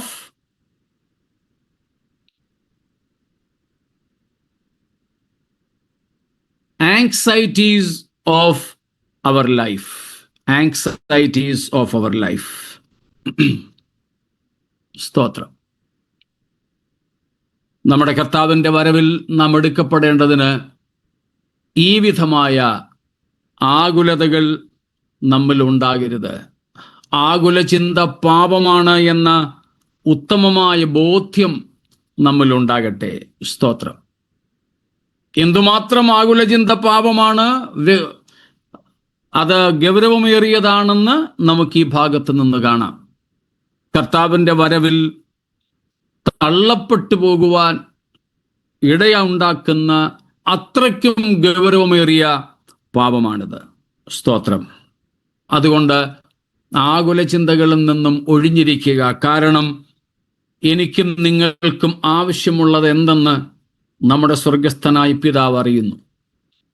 ഈ ഭൂമിയിൽ എനിക്കും നിങ്ങൾക്കും വേണ്ടത് എന്തെന്ന്, അത് ശരീരത്തിന് വേണ്ടിയോ മനസ്സിന് വേണ്ടിയോ കുടുംബത്തിന് വേണ്ടിയോ മക്കൾക്ക് തലമുറകൾക്ക് ഒക്കെ വേണ്ടിയോ എന്ത് ആവശ്യമെന്ന് നമ്മുടെ കർത്താവ് അറിയുന്നു.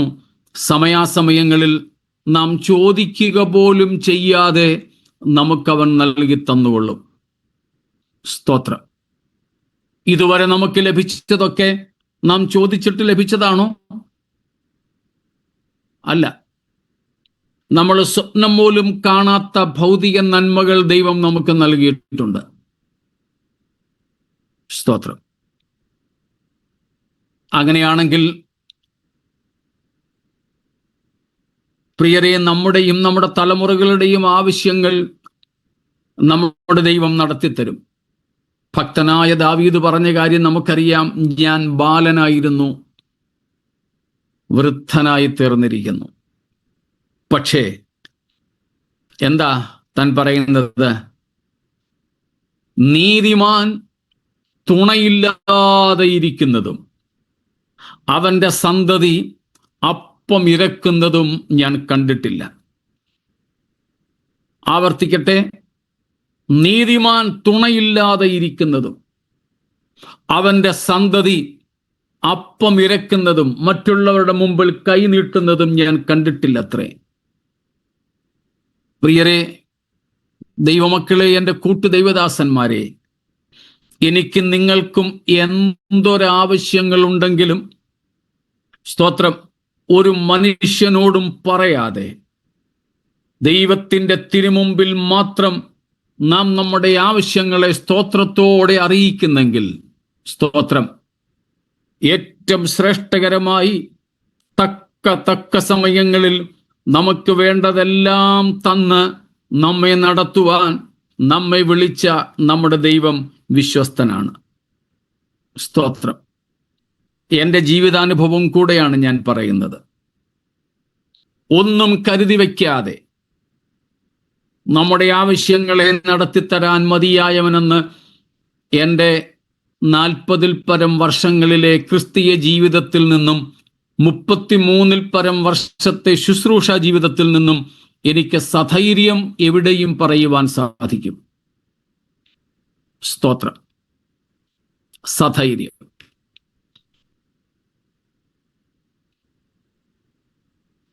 അങ്ങനെയെങ്കിൽ എനിക്ക് വേണ്ടി ഇതുവരെ വേണ്ടതെല്ലാം നൽകിത്തന്ന കർത്താവ് നിങ്ങൾക്ക് വേണ്ടിയും പ്രവർത്തിക്കും. ദാവീദ് പറഞ്ഞത് സത്യമാ.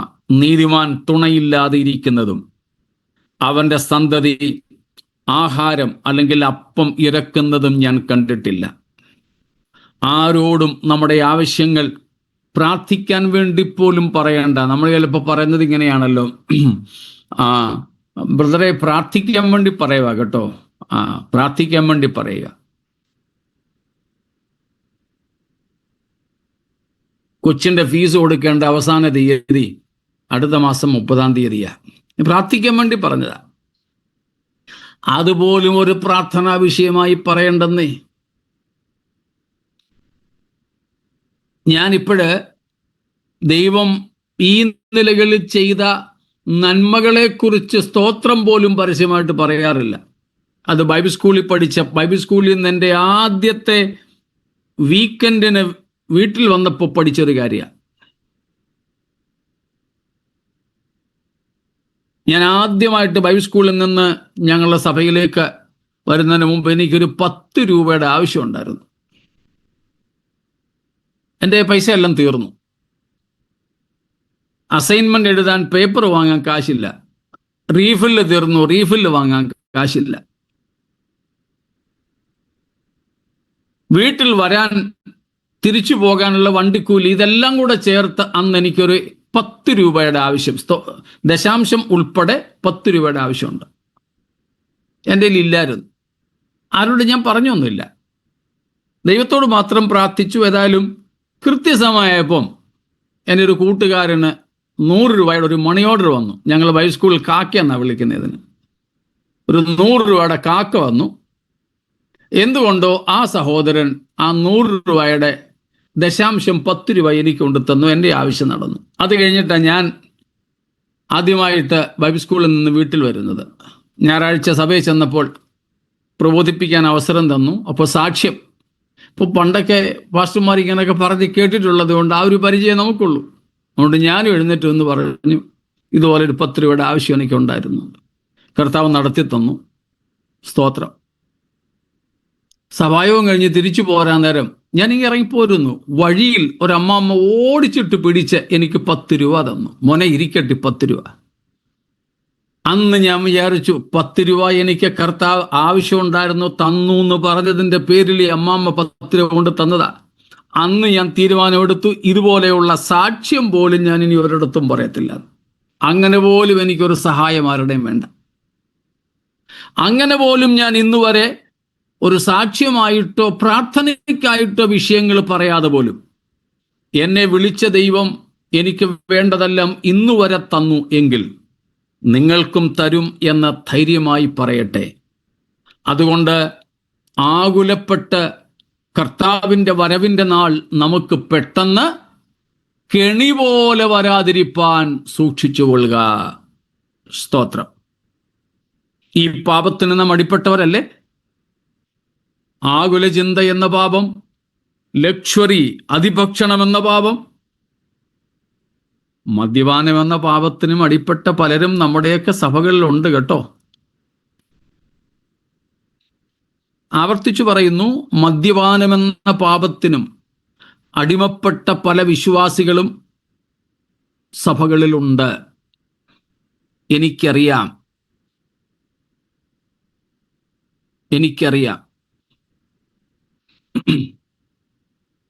ചിലർക്ക് ഞായറാഴ്ച ആത്മാവിനെ ഇറക്കണമെങ്കിൽ ശനിയാഴ്ച അകത്ത് എത്തിച്ചെങ്കിലേ പറ്റൂ. ശനിയാഴ്ച വൈകുന്നേരത്ത് ഞായറാഴ്ചത്തേക്കുള്ള സോങ് പ്രാക്ടീസിന്, കൊയർ പ്രാക്ടീസിന് വരുന്നവരെ പ്രാക്ടീസ് കഴിഞ്ഞിട്ട് രാത്രി ഒരുമിച്ചിരുന്നൊരു ഫെലോഷിപ്പ് കഴിഞ്ഞാ പോകുന്നത്. ഫെലോഷിപ്പിന്റെ അർത്ഥം മനസ്സിലാക്കി കാണുമല്ലോ. സ്തോത്രം. എന്നിട്ടാണ് ഞായറാഴ്ച വന്ന ആത്മാവിനെ ഇറക്കുന്നത്. ഞാൻ അറിയാവുന്ന കാര്യമാണ് ഞാൻ ഈ പറയുന്നത്. അരുത്. അങ്ങനെയുള്ളവരാരും യേശുക്രിസ്തുവിൻ്റെ രാജ്യത്തെ അവകാശമാക്കുകയില്ല.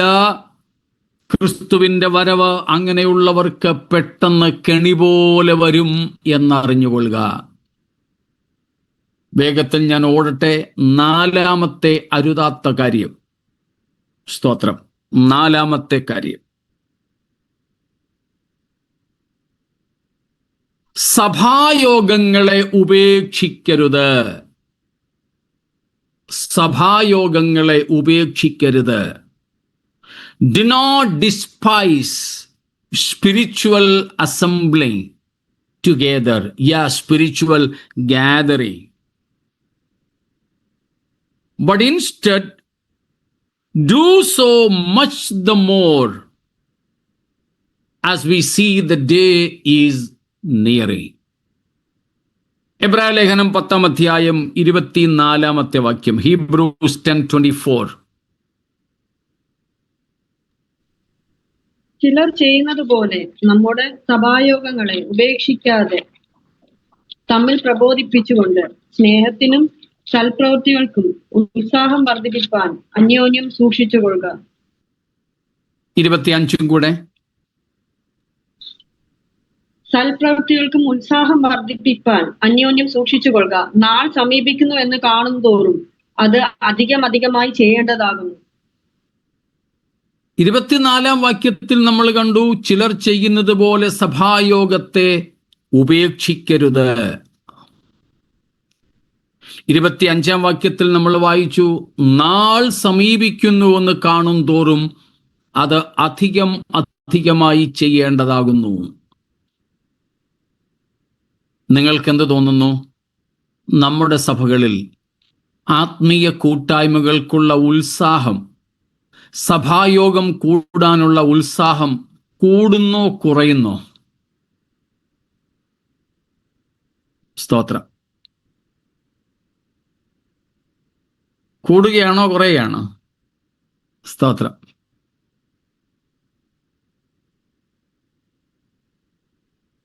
ഒന്നറിഞ്ഞാൽ കൊള്ളാം, എൻ്റെ വിലയിരുത്തൽ ശരിയാണോ എന്ന് അറിയാൻ വേണ്ടിയാ. കുറയുക. യെസ്. ഇവിടെ ബോംബെയിലെ ഒരു 2 ആഴ്ചയ്ക്ക് മുമ്പ് അവിടുത്തെ ഒരു ആത്മീയനായ സഹോദരനുമായി സംസാരിക്കുമ്പോൾ, അദ്ദേഹം പാസ്റ്ററല്ല, ഒരു സഭയിലെ ഒരു ആത്മീയനായ ഒരു സഹോദരന്, അദ്ദേഹം എന്നോട് വളരെ ദുഃഖത്തോടെ പറഞ്ഞു, പക്ഷേ ഞങ്ങളുടെ സഭയിൽ ഏതാണ്ട് 10-60 പേര് കൂടാനുണ്ട്. പക്ഷേ ആഴ്ചതോറുമുള്ള ബൈബിൾ ക്ലാസ്സിൽ പാസ്റ്ററും ഭാര്യയും, ഞാൻ ചിലപ്പോഴൊക്കെ വെളിയിലായിരിക്കും, പക്ഷേ എൻ്റെ ഭാര്യയും, ഒരു 60 പേര് കൂടാനുള്ള ചർച്ചിൽ പാസ്റ്ററും ഭാര്യയും ഉൾപ്പെടെ 5 പേര് പോലും കൂടിവരവിനില്ല. ഇന്ന് മിക്കയിടങ്ങളിലെയും സ്ഥിതി ഇതാ.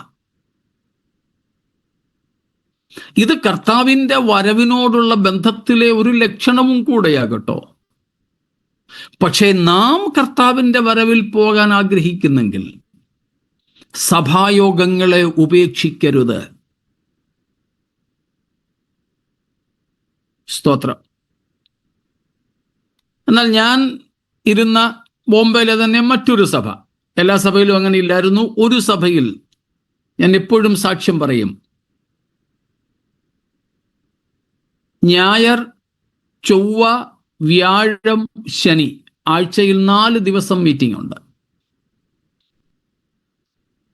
ചൊവ്വാഴ്ചത്തേത് ബൈബിൾ ക്ലാസ് ആണ്, വ്യാഴാഴ്ചത്തേത് കോട്ടേജ് മീറ്റിംഗാണ്, ശനിയാഴ്ചത്തേത് സഭയിൽ വെച്ച് നടക്കുന്ന മധ്യസ്ഥ പ്രാർത്ഥനയാണ്. പക്ഷേ ഈ യോഗങ്ങൾക്കെല്ലാം ഞായറാഴ്ച ഏകദേശം 100% അറ്റൻഡൻസ് ഉണ്ട്. ബാക്കി ദിവസങ്ങളിൽ ഒരു 80 തൊട്ട് 90% വരെ പരീക്ഷാ സമയങ്ങളിലും കുഞ്ഞുങ്ങൾ ഉൾപ്പെടെ ഉള്ളവർ സഭായോഗത്തിൽ സംബന്ധിക്കുമായിരുന്നു. ഗർഭിണികളായ സഹോദരിമാർ രാവിലെ 1.5-2 മണിക്കൂർ ട്രെയിൻ യാത്ര കഴിഞ്ഞ് ജോലി കഴിഞ്ഞിട്ട് നേരെ സഭ യോഗങ്ങൾക്ക് വരുന്ന സന്ദർഭങ്ങളുണ്ടായിരുന്നു. അത്രയ്ക്ക് ഉത്സാഹമുണ്ടായിരുന്ന സമയങ്ങളും സഭകളും എനിക്കറിയാം. എന്നാൽ ഇന്ന് പൊതുവെ സഭായോഗങ്ങൾക്ക് ആൾക്കാർക്ക് വലിയ താല്പര്യമില്ല. സഭായോഗങ്ങളെ ഉപേക്ഷിക്കരുത്. തമ്മിൽ കൂടി വരുവാൻ ലഭിക്കുന്ന അവസരങ്ങളെ നിസ്സാരമായി കാണരുത്. 16-ാം സങ്കീർത്തനത്തിൽ 2-3 വാക്യങ്ങൾ നമുക്കറിയാം, നമ്മൾ പാട്ടും പാടാറുണ്ട്.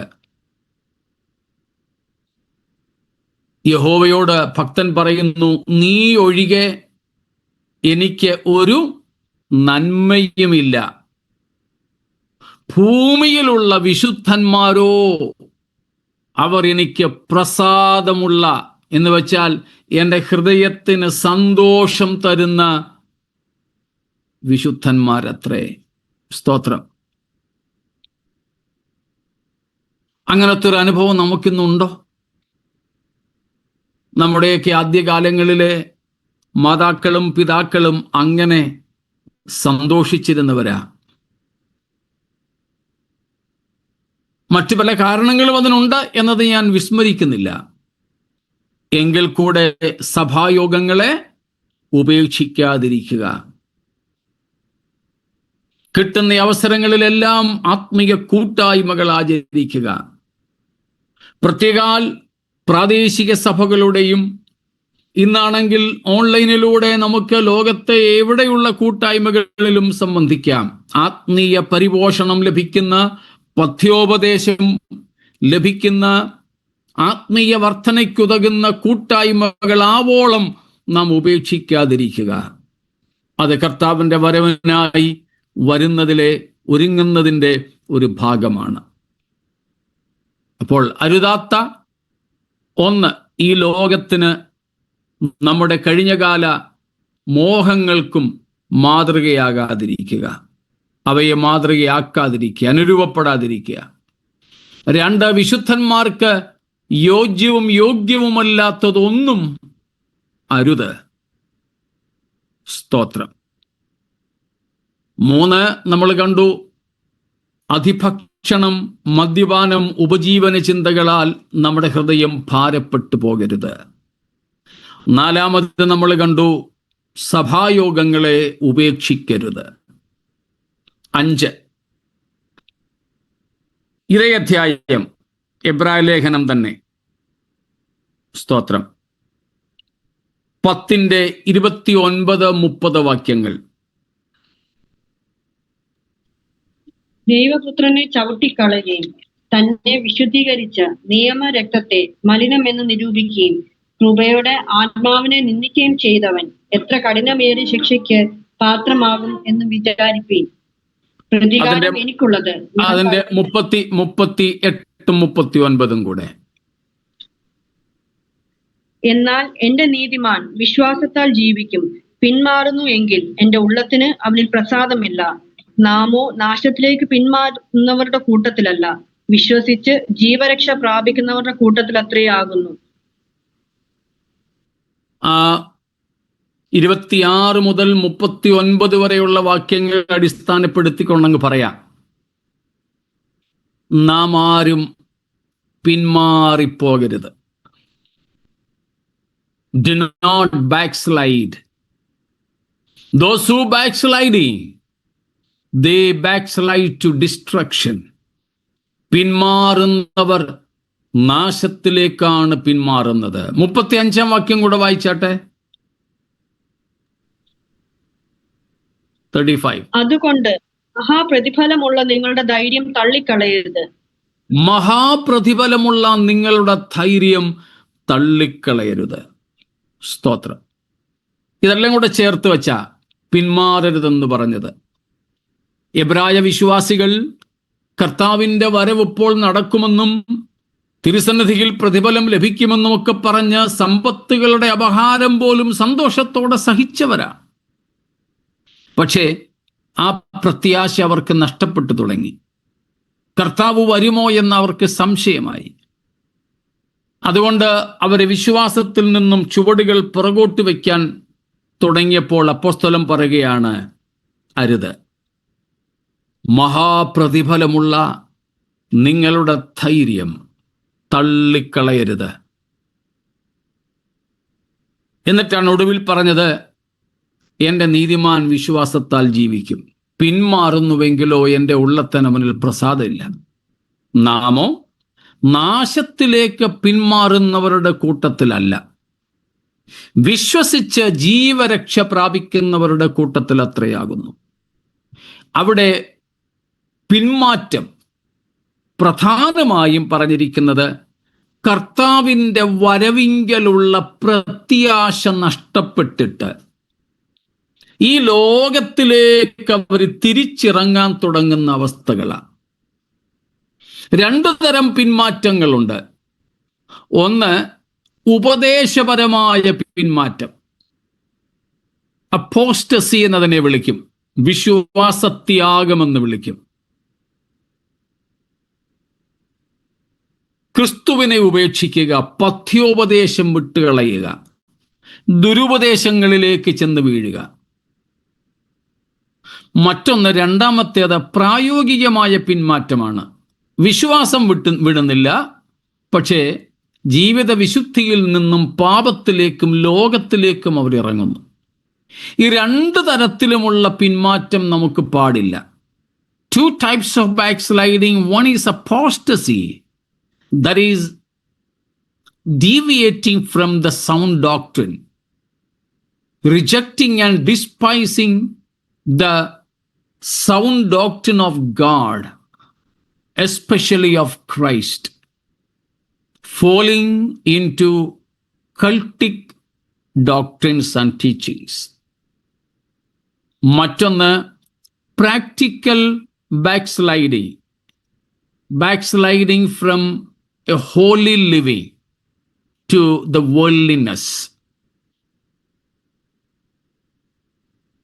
ഈ രണ്ട് തരത്തിലുമുള്ള പിന്മാറ്റം പാടില്ല. ദുരുപദേശങ്ങളിലേക്കുള്ള വീഴ്ചയോ അശുദ്ധി നിറഞ്ഞ ജീവിതത്തിലേക്കുള്ള പാപസുഖങ്ങളിലേക്കുള്ള തെന്നിമാറലോ രണ്ടും പിന്മാറ്റമാണ്.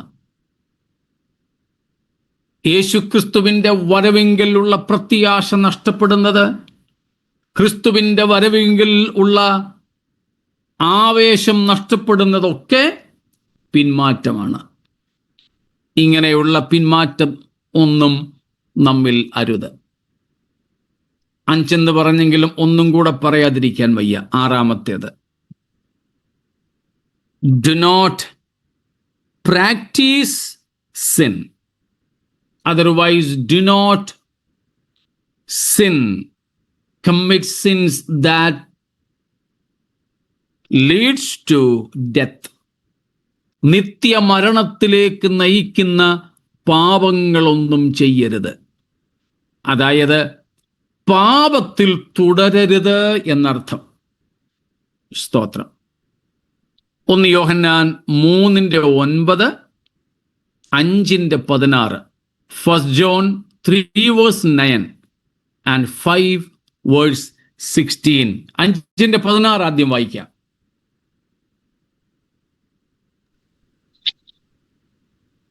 സഹോദരൻ മരണത്തിനല്ലാത്ത പാപം ചെയ്യുന്നത് ആരെങ്കിലും കണ്ടാൽ അപേക്ഷിക്കാം, ദൈവം അവന് ജീവനെ കൊടുക്കും. മരണത്തിനല്ലാത്ത പാപം ചെയ്യുന്നവർക്ക് തന്നെ മരണത്തിലുള്ള പാപം ഉണ്ട്. അതിനെക്കുറിച്ച് അപേക്ഷിക്കണം എന്ന് ഞാൻ പറയുന്നില്ല. ഏത് അനീതിയും പാപമാകുന്നു, മരണത്തിനല്ലാത്ത പാപം ഉണ്ട് താനും. സഹോദരൻ മരണത്തിനല്ലാത്ത പാപം ചെയ്യുന്നത് കണ്ടാൽ അവന്റെ മടങ്ങിവരവിനായി അവനോട് കർത്താവ് ക്ഷമിക്കുന്നതിനായി നമുക്ക് അപേക്ഷിക്കാം. മരണത്തിന് ഉള്ള പാപം ചെയ്യുന്നവർക്ക് വേണ്ടി അപേക്ഷിക്കണമെന്നല്ല, മരണത്തിനുള്ള പാപം ചെയ്യുന്നവർ. അതെന്തുവാ ഈ മരണത്തിനുള്ള പാപം? ഈ മരണമെന്ന് പറയുന്നത് ശാരീരിക മരണമാണോ? സാധ്യതയില്ല, ആത്മീയ മരണമാകാം. സ്തോത്രം. എന്താ അതിൻ്റെ അർത്ഥം?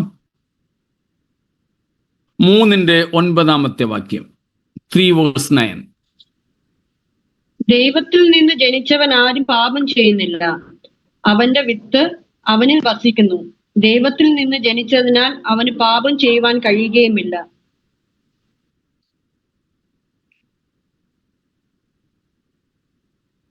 ദൈവത്തിൽ നിന്ന് ജനിച്ചവൻ ആരും പാപം ചെയ്യുന്നില്ല, അവന് പാപം ചെയ്യുവാൻ കഴിയുകയുമില്ല. ആംപ്ലിഫൈഡ് വേർഷനിലേത് ഞാനൊന്ന് വായിച്ച് കേൾപ്പിക്കാം. No one born a begotten of God deliberately, knowingly and habitually practices sin. For God's nature abides in him. His principle of life, the divine sperm, remains permanently within him. And he cannot practice sinning because he is born or begotten of God. ദൈവത്തിൽ നിന്നും ജനിച്ചവൻ, വീണ്ടും ജനിച്ചവൻ, ദൈവവചനത്താൽ വീണ്ടും ജനിച്ചവൻ പാപം ചെയ്യുന്നില്ല. എങ്ങനെ പാപം ചെയ്യുന്നില്ല എന്നാണ്? മനഃപൂർവമായി, deliberately, knowingly and habitually he doesn't sin. പാപം അവനൊരു ശീലമല്ല, അവന് പാപം ചെയ്യുവാൻ കഴിയുകയുമില്ല എന്ന് പറഞ്ഞിരിക്കുന്നതിൻ്റെ അർത്ഥം he cannot going sinning, he cannot continue sinning. അവന് പാപം ചെയ്തുകൊണ്ടേയിരിക്കാൻ, പാപത്തിൽ തന്നെ തുടരുവാൻ കഴിയുകയില്ല. അപ്പോൾ മനഃപൂർവമായി, ബോധപൂർവമായി, ഇഷ്ടത്തോടെ ആവർത്തിച്ച് പാപം ആസ്വദിച്ചുകൊണ്ട് ചെയ്യുന്നവനാണ് മരണത്തിനായുള്ള പാപം ചെയ്യുന്നവൻ. നാം അങ്ങനെ പാപം ചെയ്യരുത്. സ്തോത്രം. 2 യോഹന്നാൻ 2:1 കുഞ്ഞുങ്ങളെ, ഞാനിത് നിങ്ങൾക്ക് എഴുതിയിരിക്കുന്നത് എന്തിനാണ്? നിങ്ങൾ പാപം ചെയ്യാതിരിപ്പാൻ. ഇനി അഥവാ ഒരുത്തൻ പാപം ചെയ്തുവെങ്കിലോ, കർത്താവായ യേശു ക്രിസ്തു എന്ന ഒരു വക്കീൽ, ഒരു കാര്യസ്ഥൻ നമുക്ക് പിതാവിൻ്റെ അടുക്കലുണ്ട്. ഇപ്പോൾ നാം കർത്താവിൻ്റെ വരവിനായിട്ട് ഒരുങ്ങുന്നതിൻ്റെ ഭാഗമായി ചെയ്യാൻ പാടില്ലാത്ത 6ാമത്തെ കാര്യമാണ് മനഃപൂർവം പാപം ചെയ്യരുത്. അഥവാ വല്ല പാപത്തിലും അകപ്പെട്ടു പോയെങ്കിൽ നാം പാപത്തിൽ തന്നെ തുടരരുത്. മനസ്സുകൊണ്ട് പ്ലാൻ ചെയ്ത് പദ്ധതിയിട്ട് പാപം ചെയ്യാൻ പാടില്ല.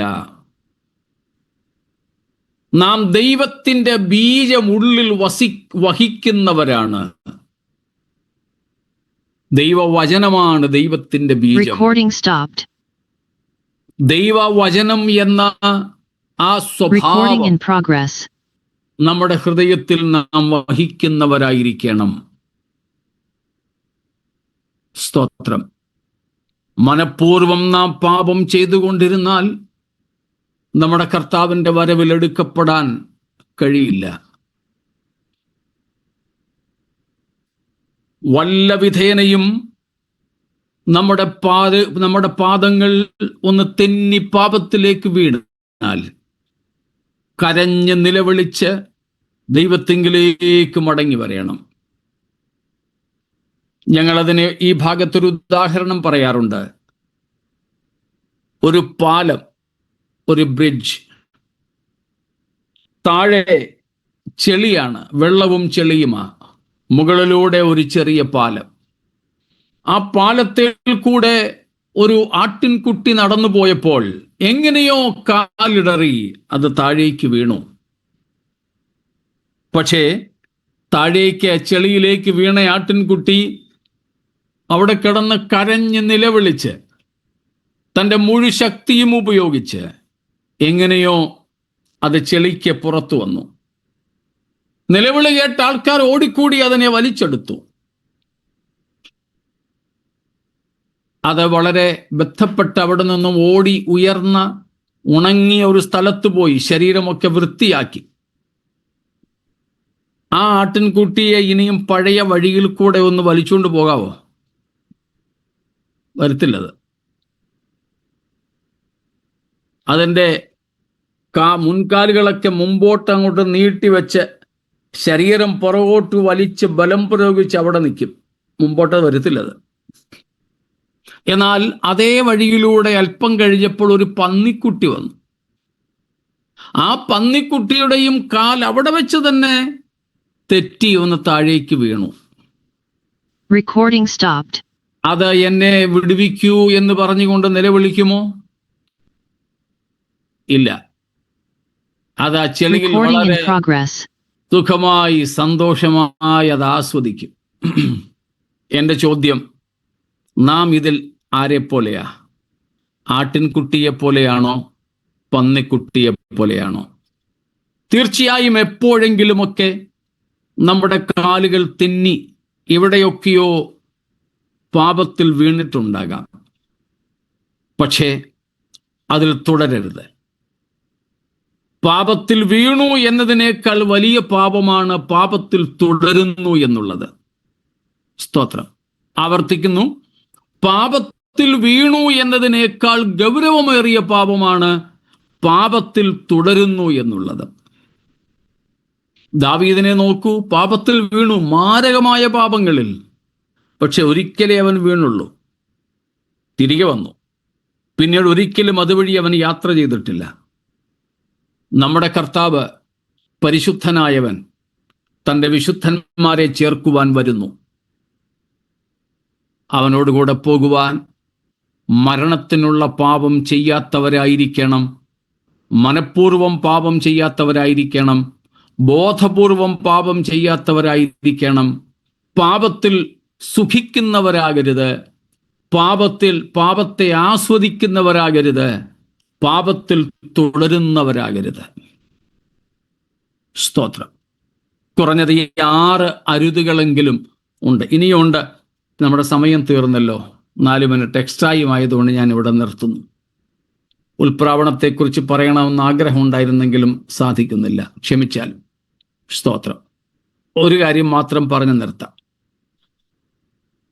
1 തെസ്സലോനിക്കർ 4:16 നമ്മൾ വായിക്കുന്നുണ്ട്, നമ്മുടെ കർത്താവിൻ്റെ വരവിൽ 3 ശബ്ദങ്ങൾ: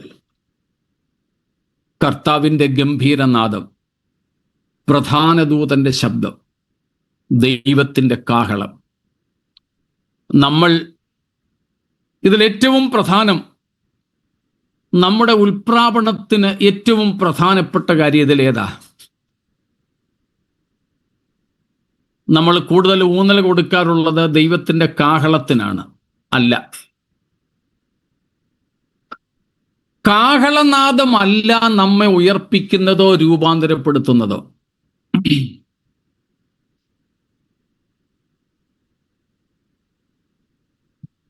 വേദപുസ്തകം നോക്കിയാൽ കാഹളം,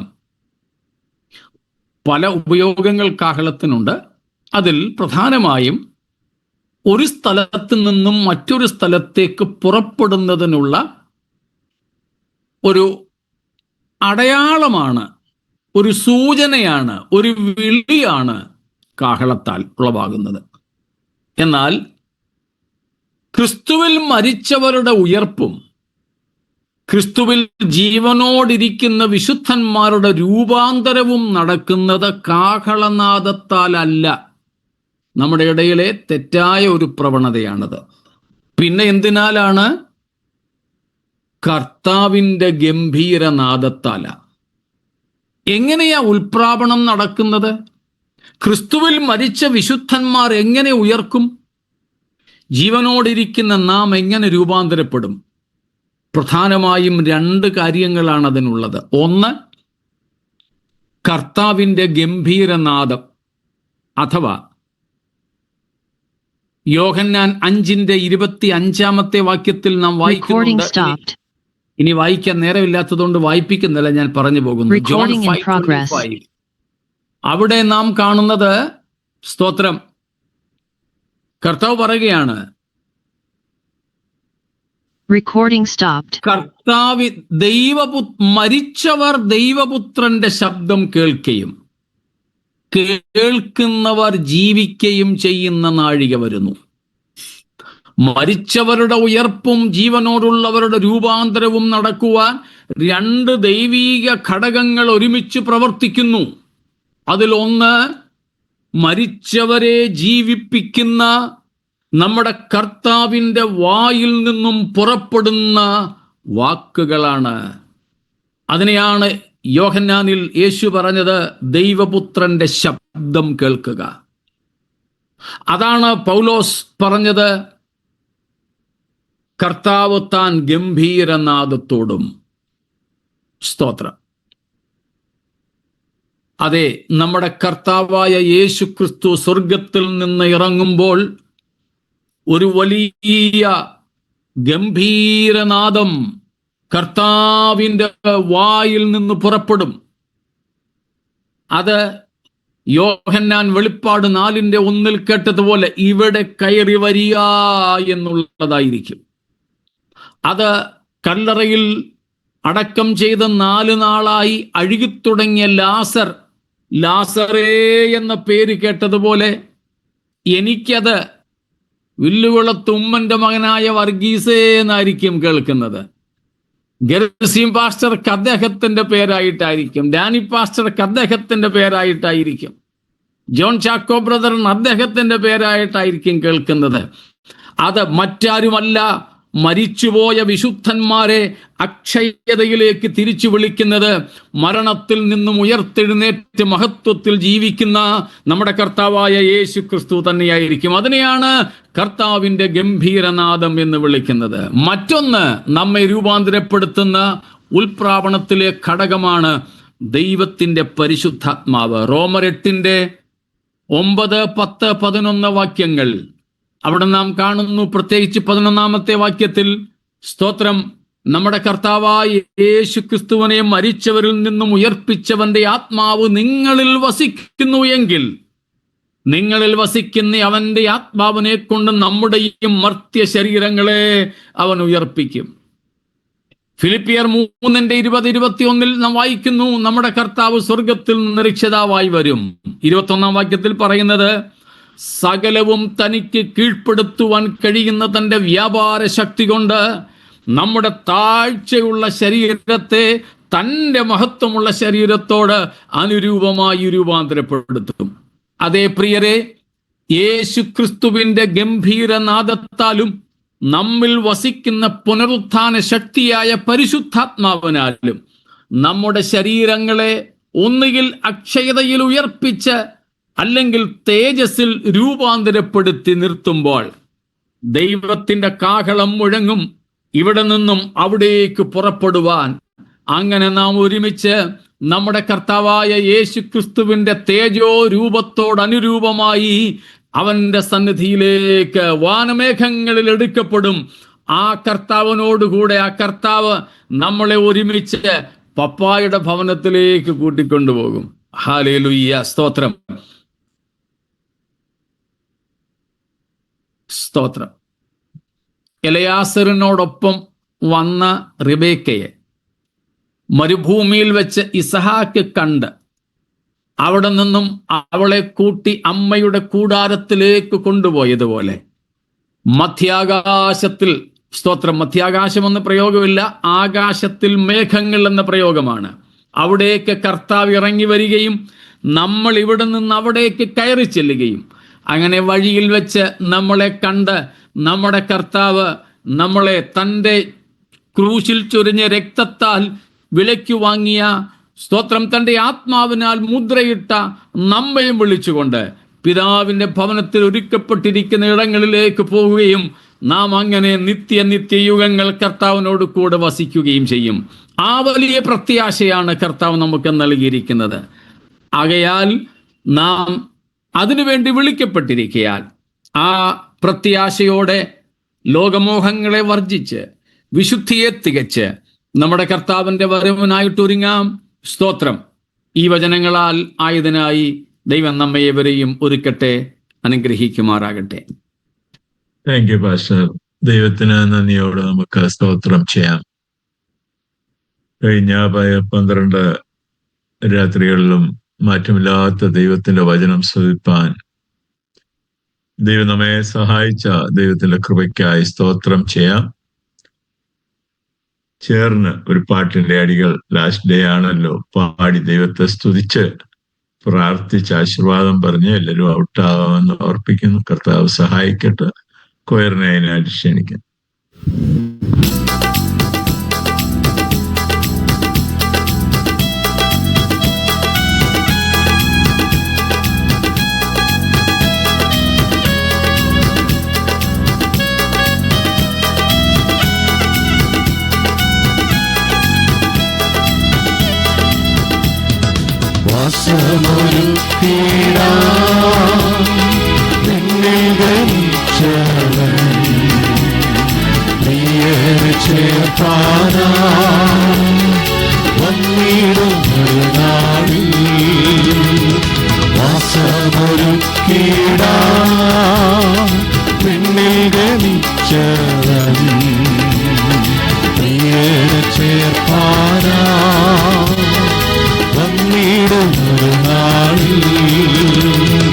പ്രത്യാശയോടെ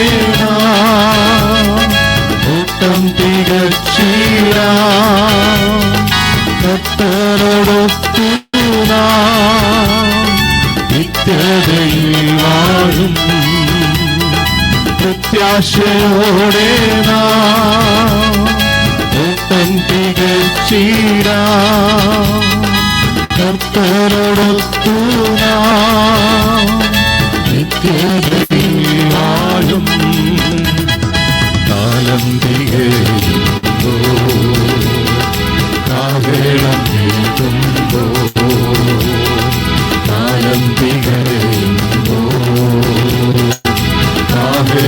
കേൾക്കുമ്പോ ഭക്തൻ വരും കോടി ദൂതന്മാരാർക്കുമായി ഭക്തരെ ചേർത്തിടുവാൻ. ഭക്തൻ വരും കോടി ദൂതന്മാരാർക്കുമായി ഭക്തരെ ചേർത്തിടുവാൻ. പ്രത്യാശയോടെ ഓട്ടം തികച്ചിടാം. കർത്തനോടൊത്തു നിത്യതയിൽ വാഴും. പ്രത്യാശയോടെ ഓട്ടം തികച്ചിടാം. കർത്തനോടൊത്തു നിത്യതയിൽ വാഴും. സ്വർഗ്ഗനാട്ടിൽ പോകാം, ചിത്രരങ്ങി വീടാം. സ്വർഗ്ഗനാട്ടിൽ പോകാം, ചിത്രരങ്ങി വീടാം. വിളിച്ചിടുന്ന ലജ്ജയനെ തവ സന്നിധിയണഞ്ഞിടാം. വിളിച്ചിടുമ്പോൾ ലജ്ജയനെ തവ സന്നിധിയണഞ്ഞിടാം. പ്രത്യാശയോടെ ഓട്ടം തികച്ചിടാം. ഭക്തരോടൊത്തു നിത്യതയിൽ വാഴും. പ്രത്യാശയോടെ ഓട്ടം തികച്ചിടാം. ഭക്തരോടൊത്തു നിത്യതയിൽ വാഴും. വസമൊരുക്കിടാം പിന്നിൽ ഗരിച്ചവൻ പ്രിയരെ ചേർത്താനാ വന്നിടും ഒരു നാളിൽ. വസമൊരുക്കിടാം പിന്നിൽ ഗരിച്ചവൻ പ്രിയരെ ചേർത്താനാ വന്നിടും ഒരു നാളിൽ. പ്രത്യാശയോടെ ഓട്ടം തികച്ചിടാം. കർത്തനോടൊത്തു നിത്യതയിൽ വാഴും. പ്രത്യാശയോടെ ഓട്ടം തികച്ചിടാം. കർത്തനോടൊത്തു നിത്യതയിൽ വാഴും. നന്ദി നിറഞ്ഞ ഹൃദയത്തോട് സ്തോത്രം ചെയ്യാം. ഇന്ന് രാത്രിയിലും മാറ്റമില്ലാത്ത ദൈവത്തിന്റെ വചനം കേൾക്കുവാനും നമ്മെ തന്നെ ശോധന ചെയ്യുവാനും ദൈവിക പ്രത്യാശ ഉണർത്തുവാനും ദൈവം നമ്മെ സഹായിച്ചല്ലോ. കർത്താവിന്റെ ദാസൻ പാസ്റ്റർ വി. വർഗീസിനായി നമുക്ക് പ്രാർത്ഥിക്കാം. ആരംഭത്തിൽ ഞങ്ങളുടെ സെക്രട്ടറി താങ്ക്സ് പറഞ്ഞെങ്കിലും ഒരിക്കൽ കൂടി നന്ദി അറിയിക്കുന്നു. കർത്താവ് സഹായിക്കട്ടെ. ശുശ്രൂഷയ്ക്കായി അനുഗ്രഹത്തിനായി ഞങ്ങൾ സഭയായി തുടർന്നും പ്രാർത്ഥിക്കും. ജോയിൻ ചെയ്ത എല്ലാവർക്കും നന്ദി. കർത്താവിന്റെ വരവ് വളരെ വാതിക്കലായിരിക്കുന്നു. നമ്മള് കർത്താവിന്റെ വരവിനെ കുറിച്ച് പ്രത്യാശയുള്ളവരായി ഇന്ന് രാത്രി നാം കേട്ടതുപോലെ ദൈവവചനം അരുത് എന്ന് പറഞ്ഞതിലെല്ലാം അങ്ങനെ തന്നെയായിരിക്കാൻ കർത്താവ് നമുക്ക് കൃപ തരട്ടെ. പ്രാർത്ഥനയോട് പ്രത്യാശയോട് നമ്മുടെ ക്രിസ്തീയ ജീവൻ നയിക്കാം, പ്രാർത്ഥിക്കാം. കരുണാസമ്പന്നനും നിത്യനുമായ ഞങ്ങളുടെ നല്ല ദൈവമേ, സ്വർഗപിതാവേ, നല്ല രാത്രിക്കായി സ്തോത്രം ചെയ്യുന്നു. ഞങ്ങൾ ആഗ്രഹിച്ച് പ്രാർത്ഥിച്ച് ക്രമീകരിച്ച കർത്താവെ ഈ ബൈബിൾ ക്ലാസ് കഴിഞ്ഞ 12 ക്ലാസ്സുകളും അനുഗ്രഹമായി നടക്കുവാൻ കർത്താവ് സഹായിച്ചതോർത്ത് സ്തോത്രം ചെയ്യുന്നു. ഞങ്ങളെ ദൈവവചനം പഠിപ്പിച്ച ദൈവദാസൻ വി. വർഗീസ് പാസ്റ്ററിനായി ഞങ്ങൾ പ്രാർത്ഥിക്കുന്നു. തന്റെ കുടുംബത്തിനായി പ്രാർത്ഥിക്കുന്നു. ശാരീരികവും മാനസികവുമായിട്ട് കർത്താവ് ബലപ്പെടുത്തണമേ. തന്റെ ശുശ്രൂഷ അനേകർക്ക് തുടർന്നും അനുഗ്രഹമാക്കി തീർക്കണമേ. ലോകത്തിന്റെ വിവിധ ഭാഗങ്ങളിൽ നിന്ന് ദൈവവചനം കേട്ട ദൈവജനത്തിനായി ഞങ്ങൾ പ്രാർത്ഥിക്കുന്നു. ഈ സൂം പ്ലാറ്റ്ഫോമിൽ ജോയിൻ ചെയ്ത എല്ലാ ദൈവദാസന്മാർക്കായി ഞങ്ങൾ പ്രാർത്ഥിക്കുന്നു. പ്രത്യേകാൽ IPC ബേഥേൽ ദുബൈ സഭ കർത്താവെ, അവിടെയുള്ള എല്ലാ ദൈവജനത്തിനായും പ്രാർത്ഥിക്കുന്നു. ആരും നഷ്ടപ്പെട്ടു പോകാനിടയാകല്ലേ. ആരും ശിക്ഷാവധിക്ക് കാരണക്കാരായി തീരുവാനിടയാകാതെ കർത്താവിന്റെ വരവിനായി പ്രത്യാശയോട് ഈ ലോകത്തിന് അനുരൂപരാകാതെ പണ്ട് ഞങ്ങളുടെ അജ്ഞാന കാലത്തുണ്ടായിരുന്ന മോഹങ്ങളെ മാതൃകയാക്കാതെ ഞങ്ങളെ വിളിച്ച വിശുദ്ധനത്തവണ്ണം എല്ലാ നടപ്പിലും അനുസരണമുള്ള മക്കളായി വിശുദ്ധിയിൽ തികഞ്ഞു വരുവാൻ ഞങ്ങളെ സഹായിക്കണമേ. ഇന്ന് രാത്രി കേട്ടതുപോലെ അതിഭക്ഷണത്താലും മദ്യപാനത്താലും ഉപജീവന ചിന്തകളാലും ഭാരപ്പെട്ടിട്ട് ആ ദിവസം കെണി പോലെ നിങ്ങൾക്ക് വരാതിരിപ്പാൻ സൂക്ഷിച്ചുകൊള്ളുവീനെന്ന് ഞങ്ങളുടെ അരുമനാഥന്റെ വാക്കുകൾ ഇന്ന് രാത്രിയും ഞങ്ങൾ ഓർക്കുന്നു. കർത്താവേ, ഞങ്ങൾ ചെയ്യേണ്ടതൊക്കെ തിടുക്കത്തിൽ ചെയ്തുകൊണ്ട് ഞങ്ങളുടെ വിശ്വാസവും പ്രത്യാശയും വർദ്ധിച്ചു വരുവാൻ കർത്താവെ അവിടുന്ന് സഹായിക്കണമേ. ഞങ്ങളുടെ പൗരത്വം സ്വർഗത്തിലാണ്. അവിടുന്ന് കർത്താവായ യേശു രക്ഷിതാവായി വരുമെന്ന് ഞങ്ങൾ കാത്തിരിക്കുന്നു. അവൻ സകലത്തെയും കീഴ്പ്പെടുത്തുവാൻ കഴിയുന്ന തന്റെ വ്യാപാര ശക്തി കൊണ്ട് ഞങ്ങളുടെ താഴ്ചയുള്ള ശരീരത്തെ തന്റെ മഹത്വമുള്ള ശരീരത്തോട് അനുരൂപമായി രൂപാന്തരപ്പെടുത്തുന്ന ഒരു ദിവസം, ആ നല്ല നാളിനായി പ്രത്യാശയോടെ ഞങ്ങൾ കാത്തിരിക്കണം. കർത്താവെ, ഇത്രത്തോളം ഞങ്ങളെ സഹായിച്ച ദൈവത്തിന് സകല മാനവും മഹത്വം അർപ്പിക്കുന്നു. നിലവരവിനായി ഞങ്ങളെ സൂക്ഷിക്കുന്നത് ഓർത്ത് സ്തോത്രം. പ്രത്യാശയോട് ഞങ്ങളുടെ പ്രത്യാശ ദിനം തോറും വർദ്ധിച്ചു വരുവാനിടയാക്കണം. ദൈവകൃപ പകരണം. യേശു ക്രിസ്തുവിന്റെ വിലയേറിയ നാമത്തിൽ തന്നെ ആമേൻ. പിതൃപുത്ര പരിശുദ്ധാത്മാവാം ത്രിയേക ദൈവത്തിന്റെ ആശ്വാസവും കാവലും കൂട്ടായി നാം എല്ലാവരോടും കൂടെ ഇപ്പോഴെപ്പോഴും ഉണ്ടായിരിക്കുമാറാകട്ടെ. യേശു ക്രിസ്തു മുഖാന്തരം ഈ രാത്രിയും ജയം തന്ന ദൈവത്തിന് കരങ്ങൾ ഉയർത്തി സ്തോത്രം ചെയ്യാം. സ്തോത്രം, സ്തോത്രം, സ്തോത്രം. ആമേൻ. കർത്താവേ വരണമേ. Thank you.